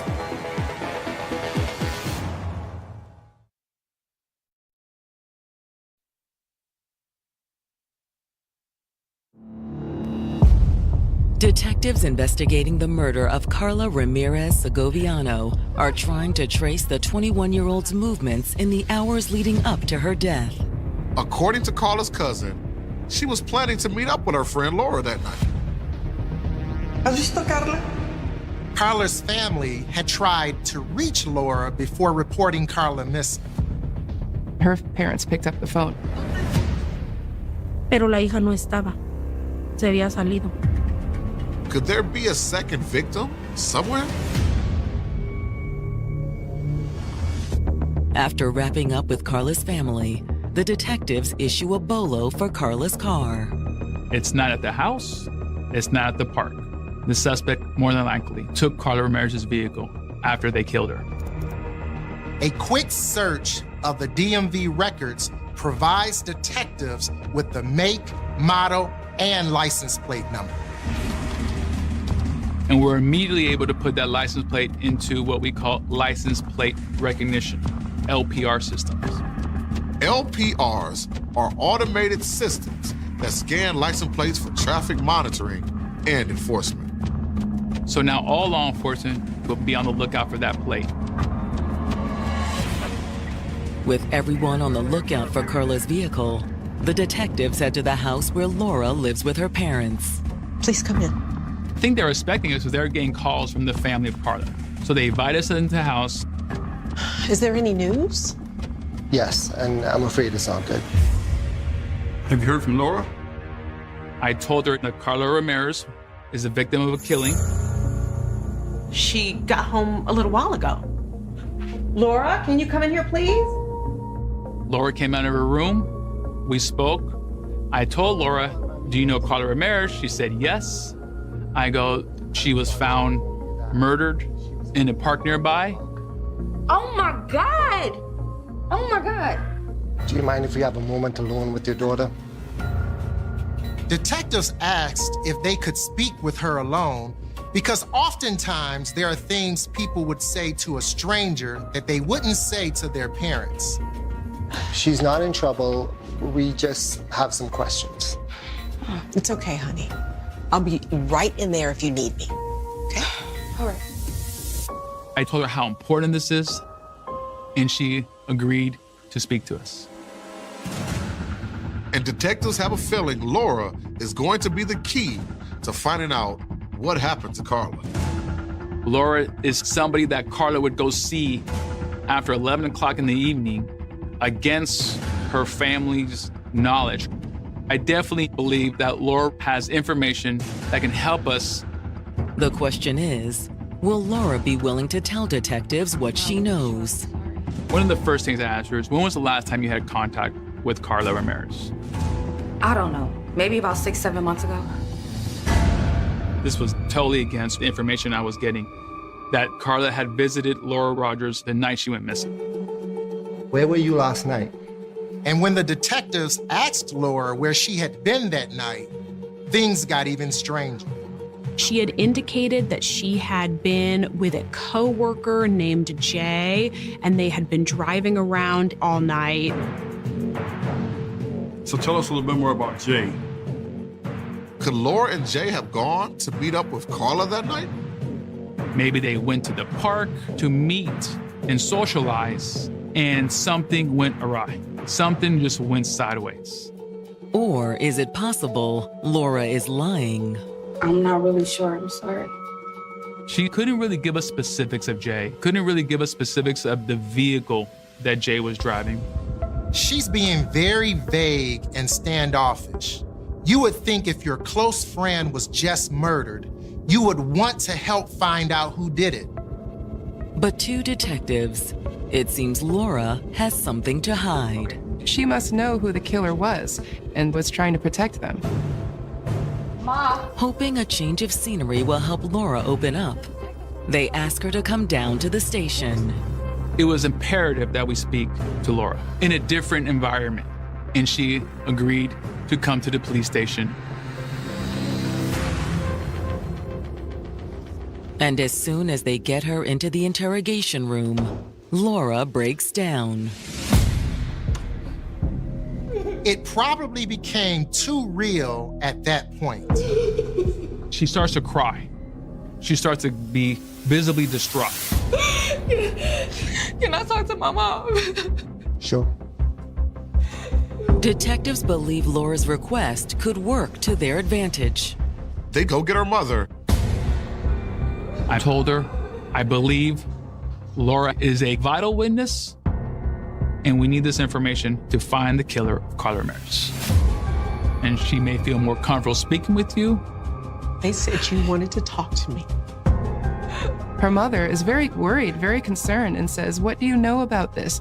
Do you know the killer?" Don't tell me you were involved in this. What if I was?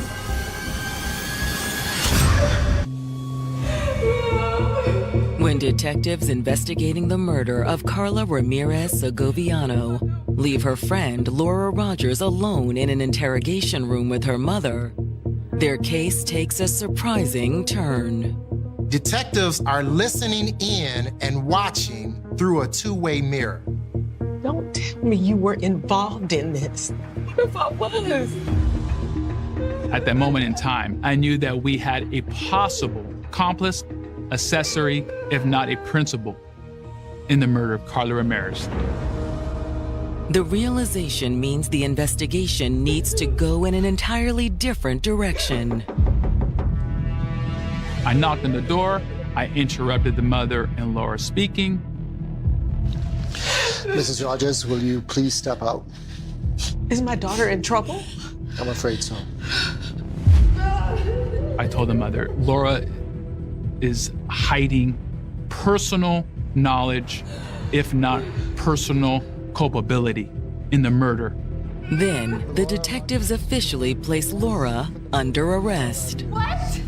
After reading Laura Rogers her Miranda rights, she did agree to continue speaking to the investigators. I said, look, what happened to Carla Ramirez? But put on the spot by detectives, Laura can hardly continue. She's very emotional and finds it difficult to speak. I put a piece of paper in front of her and I started asking her questions. When was the last time you saw Carla? It may be easier for a person to write their responses because when you speak it, that may be psychologically overwhelming. What was your relationship with Carla?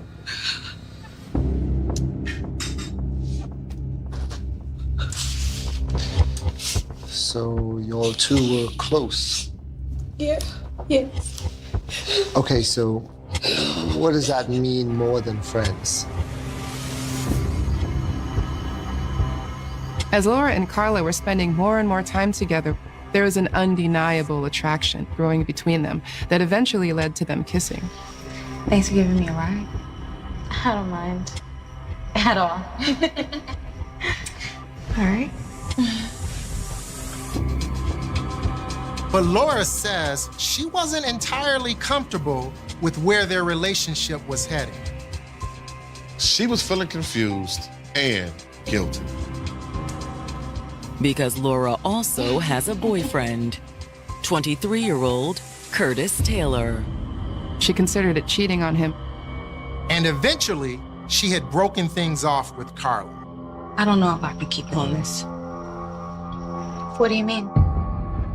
Laura decided to choose Curtis over her feelings that she had for Carla. But she says that the guilt continued. Eventually, Laura Rogers told Curtis Taylor that she had kissed Carla. What? It didn't mean anything to me, I swear. Don't lie to me. When Curtis found out that Laura had kind of had this fling with Carla, his first reaction is to physically hit her. That occurred at her parents' house, and she suffered a bloody lip. What is going on in here? Did you hit my daughter? Her mom heard the commotion, and when she realized what happened, she threw Curtis out. She also told Laura to break things off with him. You've got to cut them off. But Laura defied her parents. She was seeing him without their knowledge. But according to Laura, there was no going back to the way things were between them. Curtis Taylor was obsessed with the fact that Laura and Carla had some type of relationship. So she said, I had to eliminate the past for me and Curtis to continue our relationship. What does that mean? Eliminating the past. Laura said that she wanted to eliminate the past by eliminating Carla. So according to Laura, she lured Carla to the park. They walked down to the stream like any couple would. Taking Carla down to this creek bed area, there was this expectation of maybe some romance as well as a surprise gift. Got me something? I do. Turn around. When Carla turned and closed her eyes, Laura said that she pulled out a knife and she began plunging the knife into the back of Carla's neck. Laura continued to stab Carla over and over and over again until she was unresponsive. Then she said she poured gasoline over Carla's body, set her on fire, and ran. Laura has just confessed to killing Carla Ramirez, stabbing her and burning her. However, the detectives still suspect there's more to Laura's story. How did you get the gasoline? How did you get the matches? I knew she didn't do this alone. And it's not hard for detectives to guess who else might be involved. Did Curtis have anything at all to do with this? She literally gets a marker and writes, "He didn't do it." Questioned by detectives, Laura Rogers has confessed to killing her friend, Carla Ramirez Segoviano. Laura says she did it because her boyfriend, Curtis Taylor, was jealous of the brief romance between the two women. But she claims Curtis had nothing to do with the murder. What she's telling them, obviously nobody would know unless they're there when it happened. But you also have to wonder, is she telling the truth? And detectives have their doubts. Curtis, by Laura's own admission, was the jealous one, and he'd been violent toward her in the past. So after talking to Laura, detectives bring Curtis in for questioning. Please take a seat, Mr. Taylor. We brought Curtis to the interview room. I asked him if he knew Carla Ramirez. He said no. No. The detectives know that's a lie. Laura had already told them that Curtis knew about her romance with Carla. Yeah, you do. Laura's friend. Oh, her? Curtis now says that he does know who Carla is, but that he never knew her name. You hear about what happened to her? Well, yeah. He said that he was aware of Laura Rogers planning to kill Carla Ramirez. And you didn't try to stop her? I thought she was all talk. He says he was surprised when Laura called him on Wednesday night. Laura called him earlier that evening and says, "We're going to go to the park at Arroyo Vale. Can you go get the gasoline and the matches?" So what'd you do? I got her some gas and matches. He purchased those at a local auto shop and staged it at a certain location at Arroyo Vale Park where Laura was going to bring Carla. Then, according to Curtis, he hid in the bushes nearby and waited. He said he just wanted to stay nearby to see if she would actually do it. Even then, Curtis says as he watched, he couldn't believe what he was seeing. Laura's clothing was covered with blood. Damn, girl, I didn't think you were serious. Take these. She says, "These are the keys to Carla's vehicle. We have to get rid of it."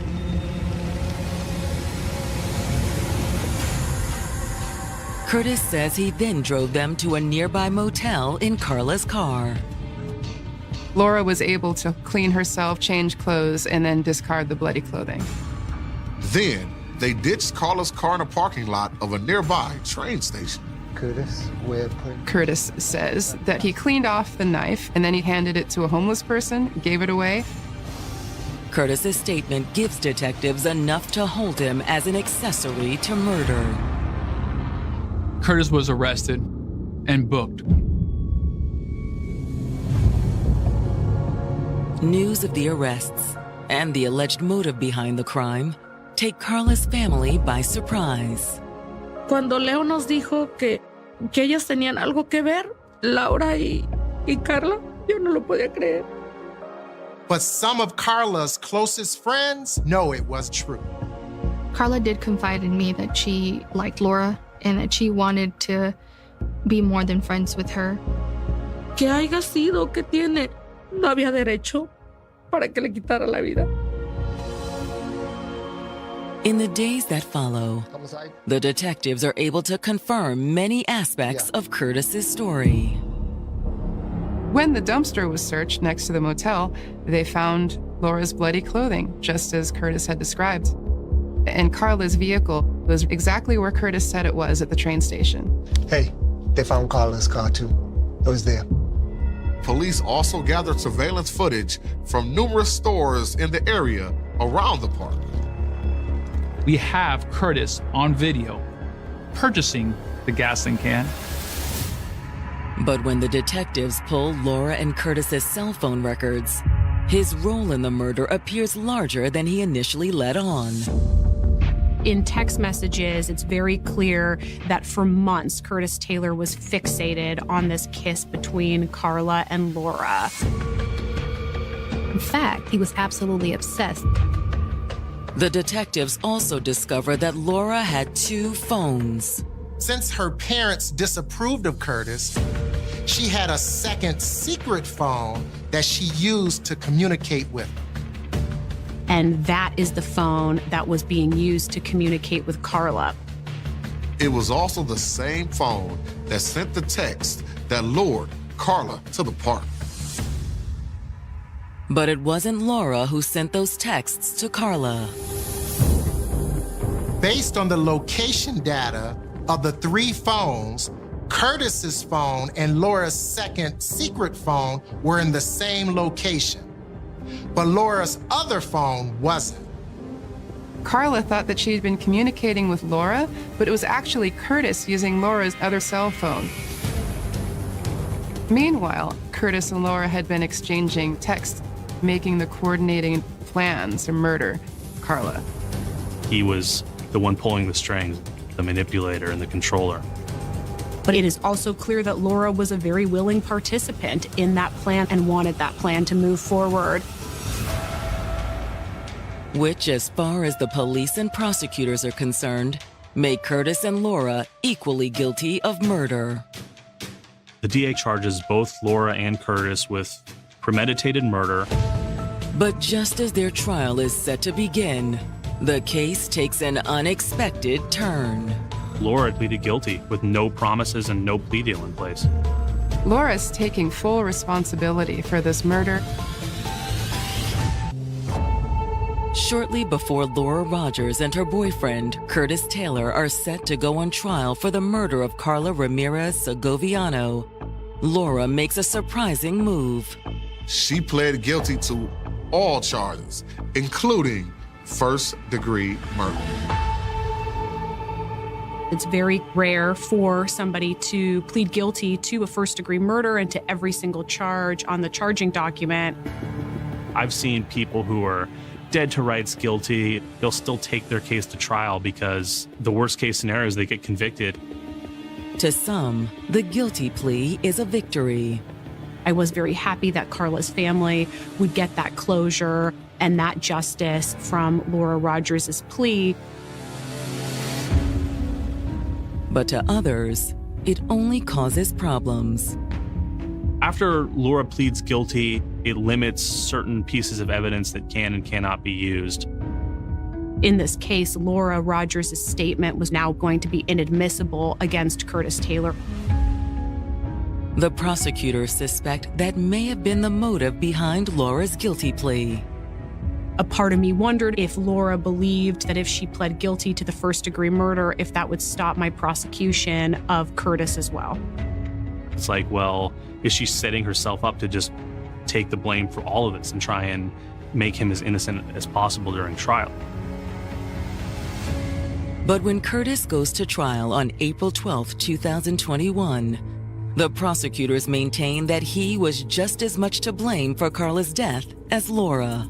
To prove it, the prosecutors relied on the text messages between Curtis and Laura. It became clear between the two of them that they were plotting to kill Carla to eliminate the past transgression between Laura and Carla. And once that past had been eliminated, Laura could be forgiven. The prosecutors also placed an emphasis on how cell phone tower data proved that it was Curtis who used Laura's secret cell phone to lure Carla to the crime scene. Those text messages were from the secret phone, but they were from Curtis because we're able to see that Laura and that phone were not in the same spot. Prosecutors also detail the horrific nature of the crime. Evidence actually showed through the coroner's office that Carla was likely still alive when she was being burned. due to the soot that was located in her esophagus. However, what the prosecution can't prove is whether Curtis held the knife, poured the gasoline, or lit the match. But in the end, it doesn't matter.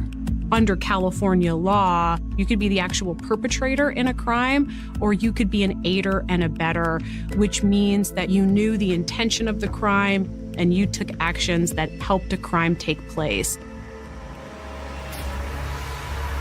He was the person who set everything into motion. Without Curtis, you don't have the murder of Carla. But when it's the defense's turn, they insist that Curtis never believed Laura would kill Carla. That makes him not guilty of premeditated murder, and then they placed all the blame squarely on Laura. Which was convenient because she wasn't there. But ultimately, Curtis's defense fails to sway the jury. Curtis was found guilty. And a few weeks later, Curtis and Laura are both sentenced to 25 years in prison. She was not sentenced until the same time Curtis Taylor was. Fue algo ya tranquilizante porque a pesar de que pasaron tantos años, por fin se les dio la sentencia. And you could tell with Laura, there was a lot of shame, sadness, crying. There was some remorse there. Not that Laura's remorse made much difference to Carla's family. Le dije a Laura, ¿cómo es posible que tú no paraste cuando mi hija te suplicaba que no lo hicieran? Porque si Laura tanto haya apreciado la amistad de mi hija, o como ellos dicen que tuvo una relación, ¿por qué no pararon? ¿Por qué le hicieron tanto daño?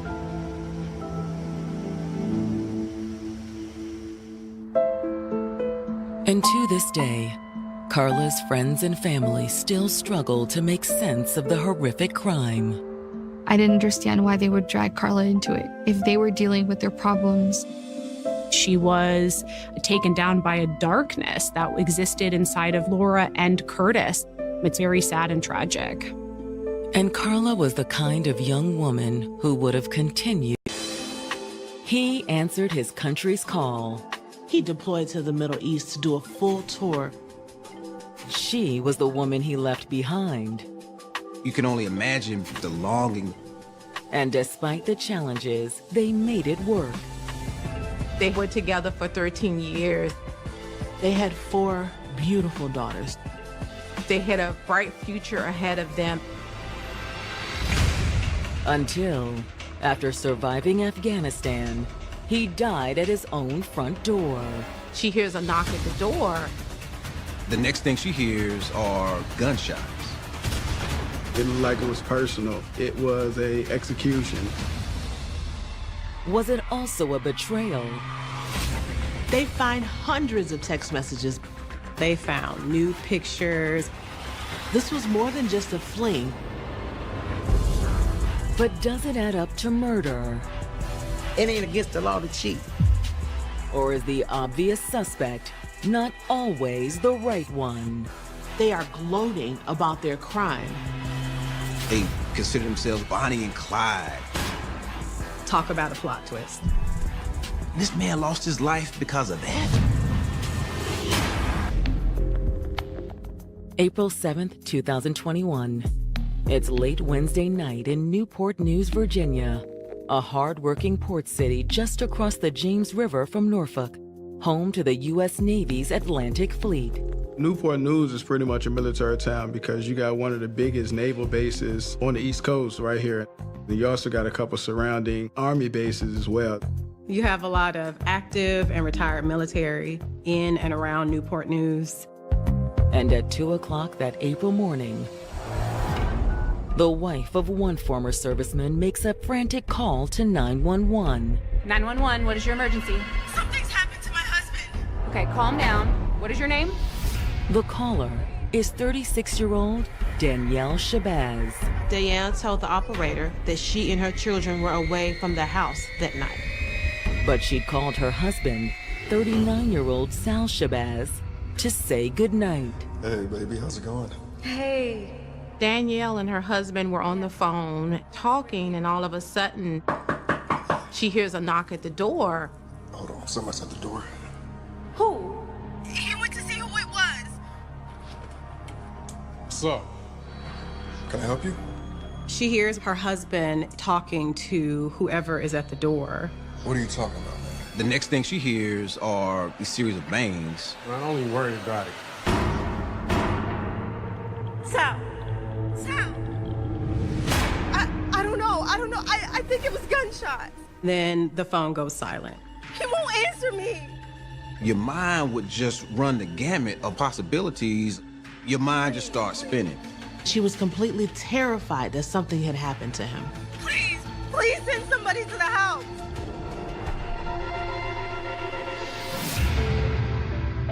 Sal Shabazz grew up in South Bend, Indiana, as one of 12 siblings. His mother had 6 children, and then she adopted 6 more. I couldn't do it without God. He called me to be the mother of these children, and he equipped me to do so, to parent them. The fact that half his siblings were adopted wasn't all that set Sal's family apart. He grew up with his mom being Christian, his father being of the Islam faith. His full name is Saladin Ibn Shabazz. Saladin is an Arab name. He was named from a historical sultan from Egypt and Syria who fought the Crusaders in the Holy Land. From an early age, Sal lived up to his heroic name. He was a star athlete when he was in high school. He played varsity football from the day he walked into high school all the way through. He's broke all kind of records that have yet today to be broken. He was very popular. Sal Shabazz is that all-American kind of dude. After finishing high school, Sal continued his success in college. Sal played football for Grand Valley State and then transferred to Minnesota. Although it wasn't without risks. Sal was immediately deployed to the Middle East to do a full tour in Afghanistan. And the disruptions didn't end once Sal came home from overseas. Once Sal returned from his deployment, he was stationed in Newport News, Virginia. So Danielle packed up with her husband and they moved 800 miles away from Indiana to the Chesapeake Bay. Together, they built a new life in Virginia. Sal and Danielle had 4 daughters. Danielle was working at the post office as a mail carrier, and once Sal got discharged from the military, he got a job as a forklift operator. A decade after Sal first shipped off to Afghanistan, he and Danielle had beaten the odds. A lot of military couples don't last after the spouse is away for such a long time. Sal and Danielle were the exception.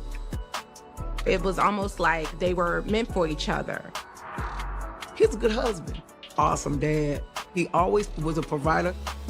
They had a bright future ahead of them. Only now, Danielle fears something terrible has happened to her husband. Sal's wife has called Newport News police after hearing what she believes to be gunshots. They had been talking on the phone when she heard the bangs.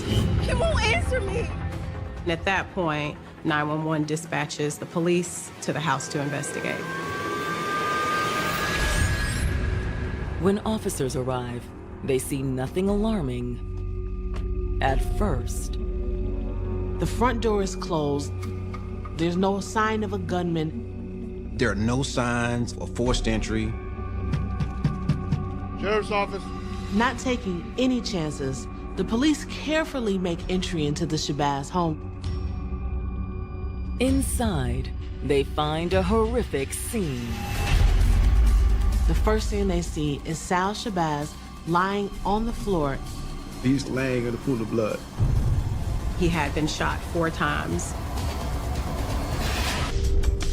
Hard-working forklift driver and Army veteran Sal Shabazz was as all-American as they come. Sal was a very nice guy, a cool person, easy to get along with. He had integrity, he was kind, he was honest. And he was raising 4 children with the love of his life, his wife, Danielle. She was someone that he felt that he could build something with, build a life with, build a family with. But now, police are at Sal and Danielle's home in response to a desperate 911 call. Danielle, she's on the phone with her husband, and he hears a knock at the door, and the next thing she hears are these bangs. Sal! She knows in her gut something's wrong. When police enter the home, they discover that Danielle was right to fear the worst. Sal's lying on the floor in a pool of blood. He was bleeding from multiple gunshot wounds. He was pronounced dead at the scene. When homicide detectives arrive, they start their investigation by examining Sal's body. He's been shot 2 times in the torso, twice in the head, execution style. Near the body, homicide detectives find 4 shell casings lying on the floor. They then took those casings and sent them off to ballistics to be tested. Ballistics could eventually lead detectives to the murder weapon, but there's little at the scene to suggest the killer's motive. A thorough search of the home shows that there was nothing disturbed, which ruled out the potential for robbery. This was deliberate. This was intentional. The question was, why target Sal? Looking for answers, the detectives canvass the neighborhood. Officers talked to neighbors and asked them if they had any information. None of the neighbors reported seeing anything suspicious. Everybody was asleep at the time of the crime.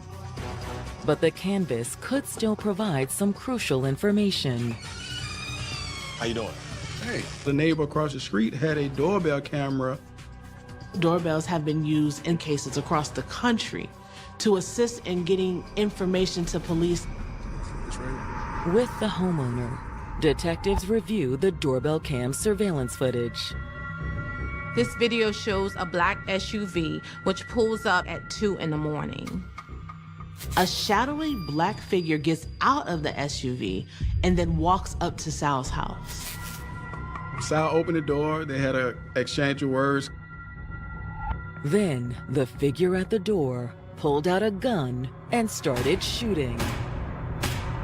The shooting played out exactly as Danielle described. The video also appears to confirm that Sal's murder was a targeted hit. The suspect jumps back in the SUV and he peels off with the headlights turned off. This was strictly about killing this person. But confirmation of how it happened doesn't get detectives any closer to solving the case. They can't make out the person or the license plate number. With no other leads, investigators turn to the closest thing to a witness they have. Investigators' next move is to speak to the person who was on the phone when it happened, Danielle.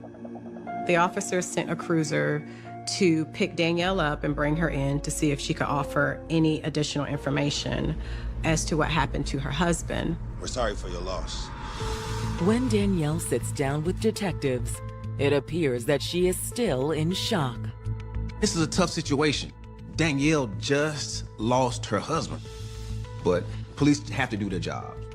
Detectives ask Danielle to start by walking them through the events leading up to her call to 911. We were just saying goodnight, and everything was just fine until someone knocked on the door. Hold on, someone's at the door. She said he goes to the door, he answers it. She hears a conversation. Sal! And she hears what sounds like gunshots, and then the phone goes silent. She just doesn't know what to do at that point. However, Danielle does know one thing. Do you have any idea who was at the door? She does not hesitate to give them an answer. There's no question in her mind who did this. No question. It's this woman that works with me, Tashara Jackson. Sal Shabazz's wife, Danielle, has just told detectives who she thinks gunned down the 39-year-old Army veteran in the foyer of their Newport News, Virginia home. Sal! Danielle tells investigators that she is convinced that Tashara Jackson, who was a fellow co-worker at the post office, is responsible for her husband's death. What makes you think she was involved? Tashara and I have been having problems. She and Tashara have been going back and forth in a feud that began over a dispute at work. What sort of problems? I don't even know. It's just like we don't get along. And according to Danielle, things had recently escalated. She run into Tashara at the nail salon. Well. And I guess they have words. I don't know what you looking at, so you need to put those eyeballs back in your head. Her and Tashara got into a huge argument outside of the nail salon. She did admit that while Tashara was getting her nails done, that she in fact slashed her tires.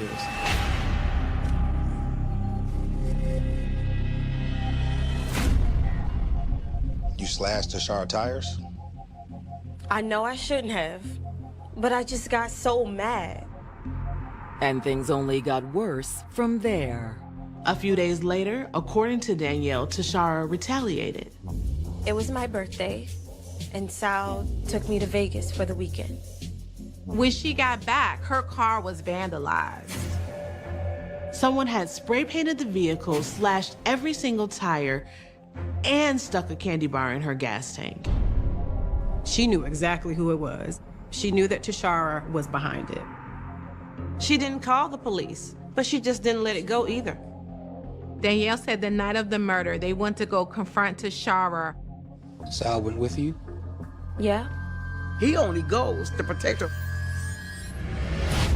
According to Danielle, the confrontation occurred outside a local restaurant. Oh, there you are. Yeah, right on time. Come and get it. Come and get it. Because you can't mind your business. What you gonna do about it? They get to scrapping, Tashara and Danielle. They're going at it. Danielle says she was gaining the upper hand when Tashara threatened to take things to the next level. While she beating Tashara down, Tashara hollers out, grab my pistol out of her car. That's when Sal and Danielle decided it was time to go. You guys left? Yeah, we jumped in the car and we got out of there. However, Danielle says she was afraid of what would happen next. She felt like Tashara was going to retaliate. So she grabs the girls, goes to a hotel. She just felt that it was safer. Sal didn't go to the hotel with you? I tried to get him to come with us, but he wouldn't listen. He wants to protect his house, protect his home. He doesn't know what's going to happen next. What's your favorite subject? But he just wants to make sure that they have a home to come back to. Doing everything she could. Guys want to play a game? I'm gonna protect this house. Dedicated to her children. Being a man, he's gonna stand his ground. If anybody comes up in here, they're gonna have to deal with me. What's your favorite subject? A few hours later, Sal was dead. Which is why Danielle is so sure that Tashara killed him. But while Danielle is certain, the detectives aren't so sure. Why would this work feud escalate to where somebody is now dead? It raises questions as Danielle trying to throw the detectives off to look in a different direction. To rule her out definitively, detectives ask Danielle to submit to a GSR test. It isn't uncommon in a murder to look at the spouse first. They did do gunshot residue analysis just to make sure that she wasn't the shooter. Based on the neighbor's door cam, though, the shooter wasn't a woman. They are looking for a blackmail. If she were not the trigger person, gunshot residue can be transferred very easily. While they wait for the results, detectives move on to the only other lead they have, Tashara Jackson. But when she sits down for questioning the following morning, they're surprised by what they find. She's the opposite of what Danielle portrays her as. Tashara, based on Danielle's account, is evil, vindictive, but Tashara was in fact a loving, nurturing, church-going person with no criminal record, no violent history. And according to Tashara, that's not the only thing contrary to what Danielle led them to believe. Once detectives sit down with Tashara, they begin to hear a very different side of the feud between Tashara and Danielle. Let me just tell you, she's crazy. Tashara tells detectives that it is in fact Danielle who has been the instigator in this feud. What supposedly triggered the feud is what really raised red flags for the detectives. Tashara tells investigators feud began when she found out that Danielle was having an affair with another one of their co-workers. Danielle Shabazz told detectives investigating her husband's murder that she was certain her co-worker Tashara Jackson was responsible. Danielle and Tashara work at the post office together, but over the past month or so, they've been having this feud. But according to Tashara, Danielle hadn't told detectives the whole story. Tashara reveals to detectives that Danielle was having an affair. His name is Rob Barnes. He works with us at the post office. That co-worker happens to be the husband of Tashara's best friend. According to Tashara, the feud started because she was not happy that Danielle was sleeping with her best friend's husband. Tashara felt like Danielle was the one who escalated the entire feud when she took it upon herself to slash her tires at the nail shop. Is that when you trashed her car? I never touched her car. She makes it clear that she would have never attempted to hurt her and she would not have killed her husband. Then who did? You need to ask Danielle. She's the one who's been cheating. Tashara is pointing the finger at Danielle, and Danielle is pointing the finger at Tashara. However, if Danielle is having an affair, that could give her motive to get rid of her husband. They knew that she didn't pull the trigger, but could she have possibly had her lover do it? To determine if Tashara is telling the truth, detectives pulled Danielle's phone records. The detectives were able to confirm that she was, in fact, having an affair with Rob Barnes. They find hundreds of very sexually explicit text messages between Danielle and Rob.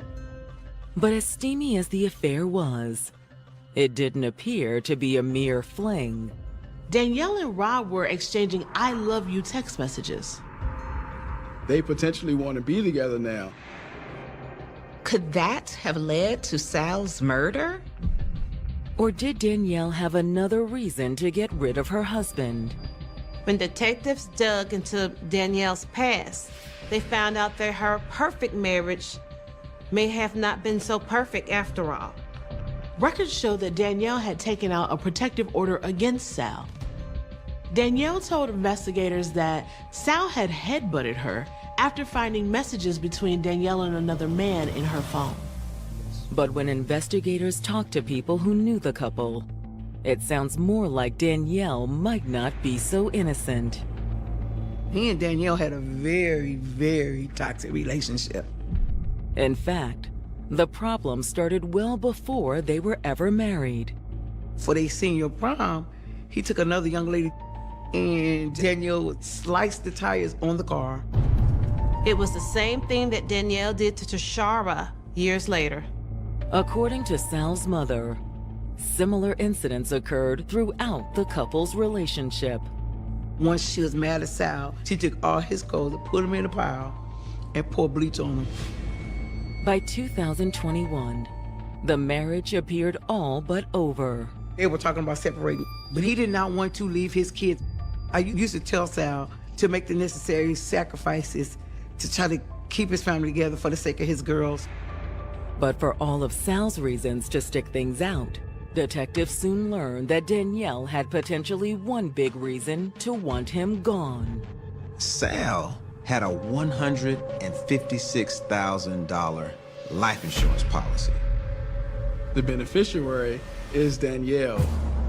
If Danielle is having this affair, the motive would be if I can get rid of my husband collect on this policy, me and Rob Barnes got a couple extra dollars. But an affair and a six-figure insurance policy still aren't enough to prove that Danielle was involved in her husband's death. Nothing that the officers have is a nail in the coffin, but it damn sure didn't look good. It did give detectives a little leverage, though. Armed with what they've learned, detectives bring Danielle in for another round of questioning. They immediately asked Danielle if she had any issues in her marriage to Sal. What do you mean? She told them they were fine, they were in a happy marriage. She also disputes that she was messing around with Rob Barnes. We're friends. We work together. That's all. What she didn't know is investigators already saw the text messages. Danielle finally concedes, yes, she was having an affair. But it's not what you think.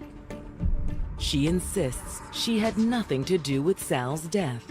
Danielle tells detectives that she and Sal may not have had the perfect relationship, but she would have never wanted to hurt him. She also informed the officers that she didn't even know about the life insurance policy until after he was dead. Not that her denials do anything to relieve the detectives' suspicions.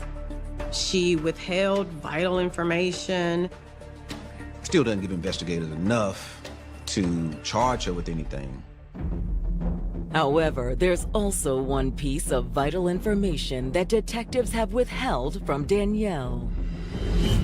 The gunshot residue test that was performed on Danielle during her first interview came back. Danielle tested positive for gunshot residue. Danielle, you tested positive for GSR. How you gonna explain that? When detectives investigating her husband's murder confronted Danielle Shabazz about the affair she was having with a coworker, the mother of four admitted that she'd been unfaithful. While she finally owned up to the affair, she kept insisting she had nothing to do with her husband's murder. Investigators find what Danielle is saying hard to believe. Because detectives have recently received results from the gunshot residue test they conducted on Danielle just hours after the shooting. And these results revealed that Danielle did in fact have residue on her hands. When detectives confront Danielle with this information, she is genuinely stunned. How you gonna explain that? I did not shoot a gun that night. I swear. Danielle is like, I have no idea where that came from. And based on the evidence, it wasn't Danielle who shot Sal 4 times just inside the couple's front door. They know that a man killed Sal. If you go back to that video footage from the doorbell video, it definitely was a man who pulled the trigger. But does that mean Danielle wasn't involved? Detectives theorize that Danielle may have recruited her lover Rob to do the murder. And when Danielle and her lover connected at a later point, that gunshot residue could have been transferred by the holding of hands or touching something that the trigger man touched. Could that explain how gunshot residue ended up on Danielle's hands? That's not the only possible explanation. She could have gotten the residue on her hands in an innocent way. It could have happened when she rode to the police station in the police cruiser. Which means the gunshot residue alone is not enough to make an arrest. All of that is just a theory rooted in speculation. And investigators will have to have more evidence before they are able to move forward with any murder charges. And while Danielle and Rob's cell phone records provide plenty of evidence of an affair, that's all detectives are able to find. They look through their text exchanges, and they don't have any evidence of any back and forth about plotting to kill Sal. Police also found that there was no evidence in their phone records that had them reaching out to a third party to hire the hit. In fact, the cell phone records appear to exonerate both Danielle and her lover. When detectives pulled their GPS locations at the time of the murder, they hit a stumbling block. Rob nor Danielle were even in the area based on the data from the phone records. She was nowhere close, nor was Rob. Does that mean Danielle and her lover are innocent? Or does it mean they're smart? Maybe Rob left his phone at home on purpose, and Danielle made that phone call to Sal from the hotel so the cops couldn't place her at the scene. Either way, the detectives are no closer to solving Sal's murder. They just don't have enough evidence. They didn't have a choice other than to continue with the investigation.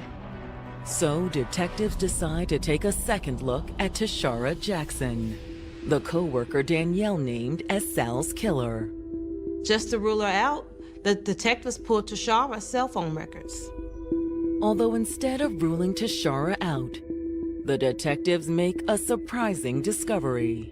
GPS evidence puts Tashara in close proximity to the scene of the killing, at the time of the killing.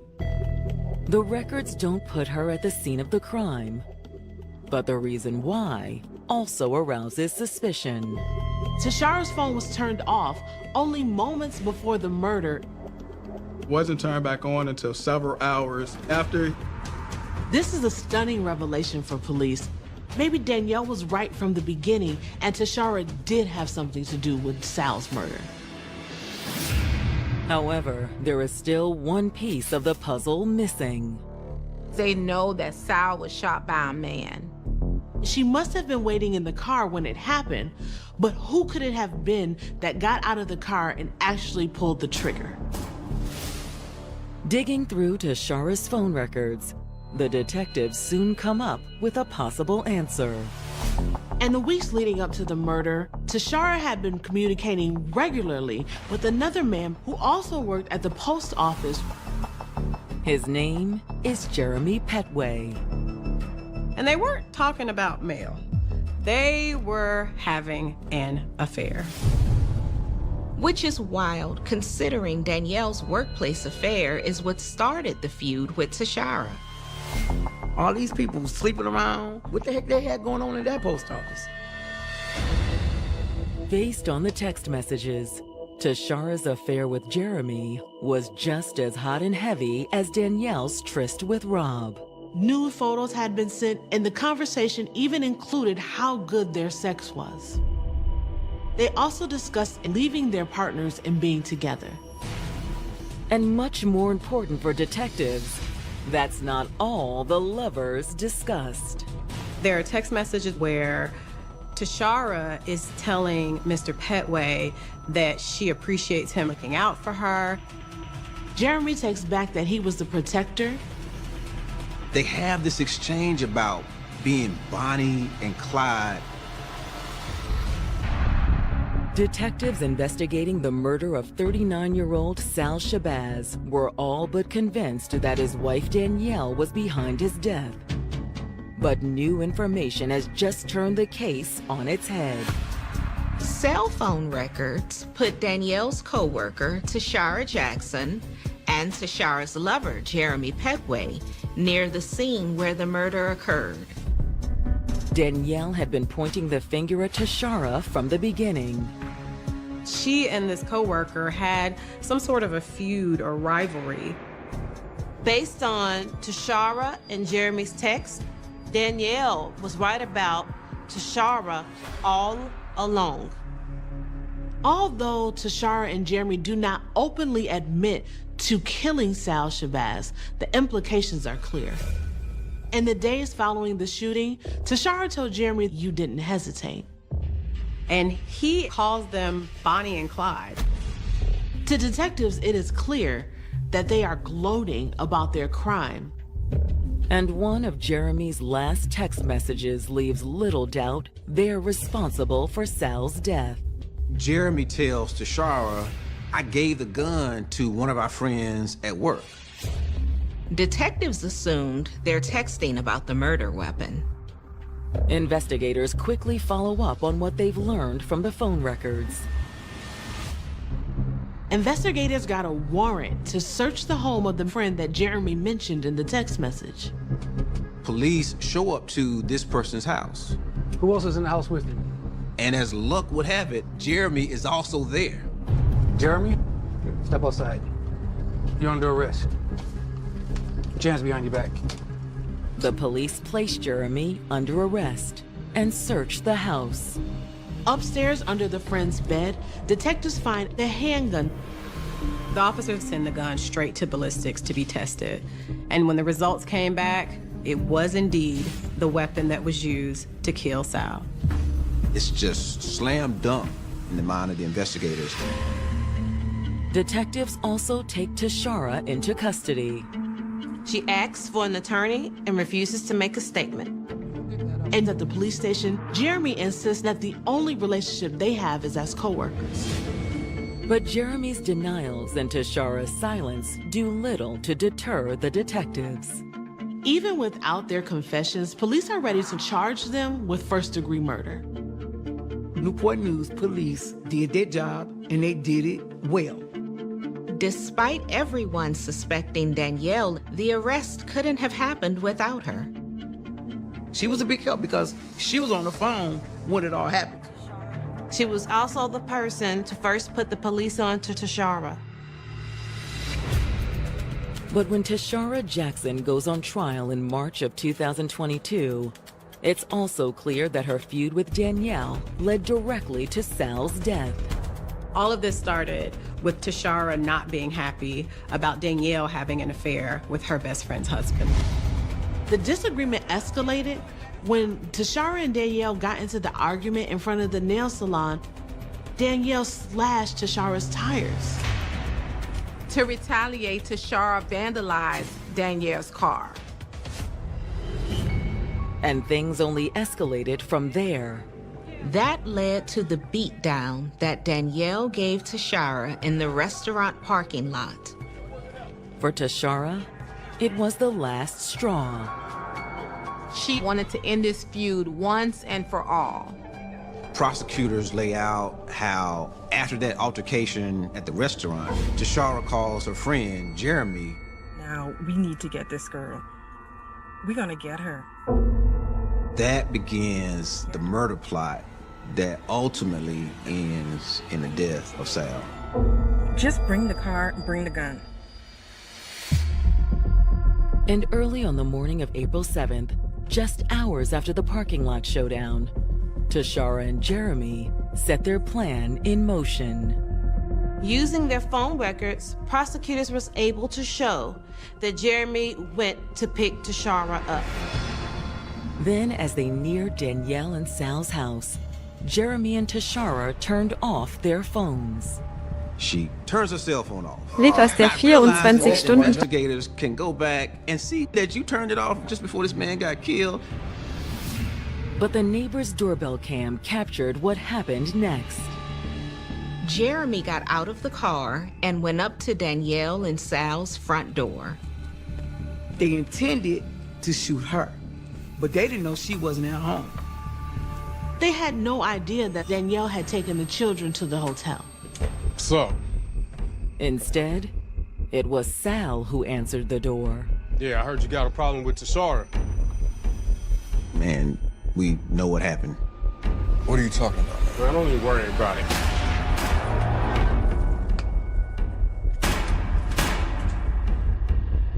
Sal! Had Danielle answered the door, she would have been the one who was killed. Then Jeremy ditched the gun with a friend, and when detectives brought her in for questioning, Tashara used the affair to turn suspicion towards Danielle. Then who did? You need to ask Danielle. She's the one who's been cheating. They thought they had it all figured out.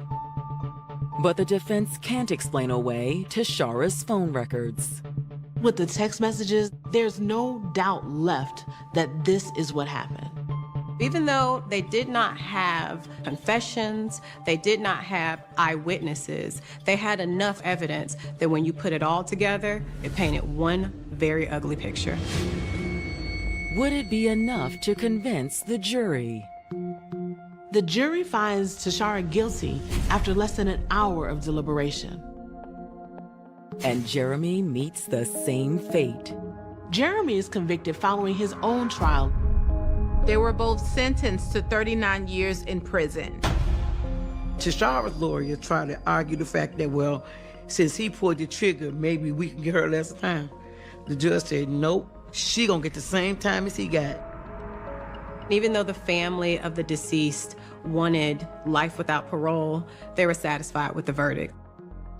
I think about the number of families that don't get justice. I'll take 39 years, it's better than nothing.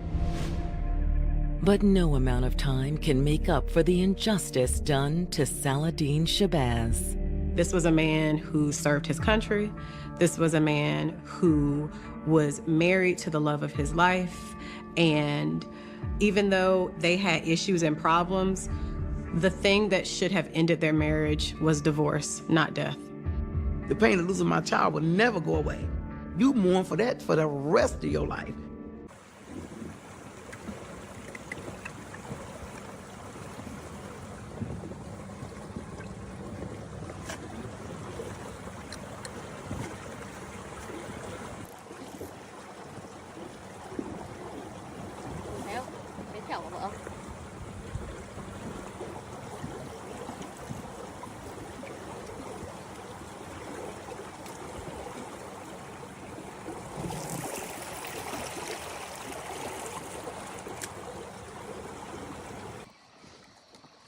Cá bé tí à, giỏi, ớt chèn.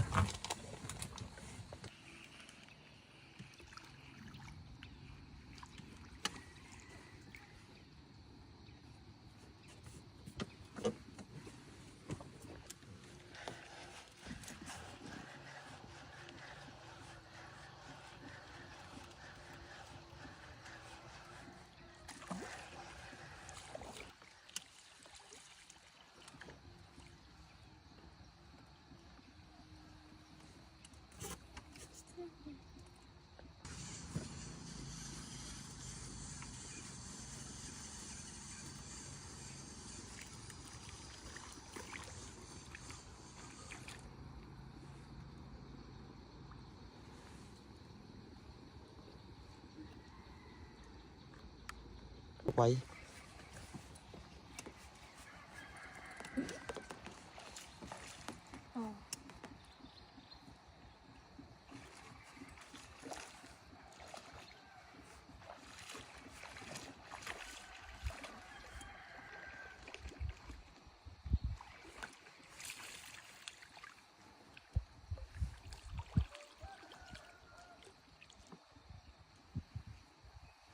Coi thì nó móc chỗ nào nhưng nó không móc hàm kìa.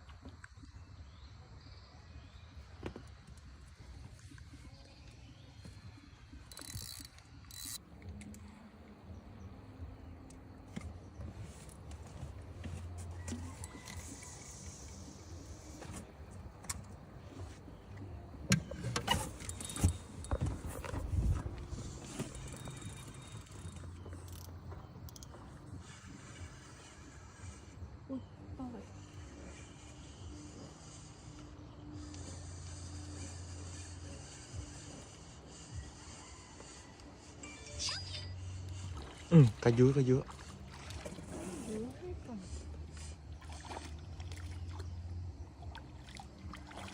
Nó vướng rồi, cuốn lên cả hai cần lên đi.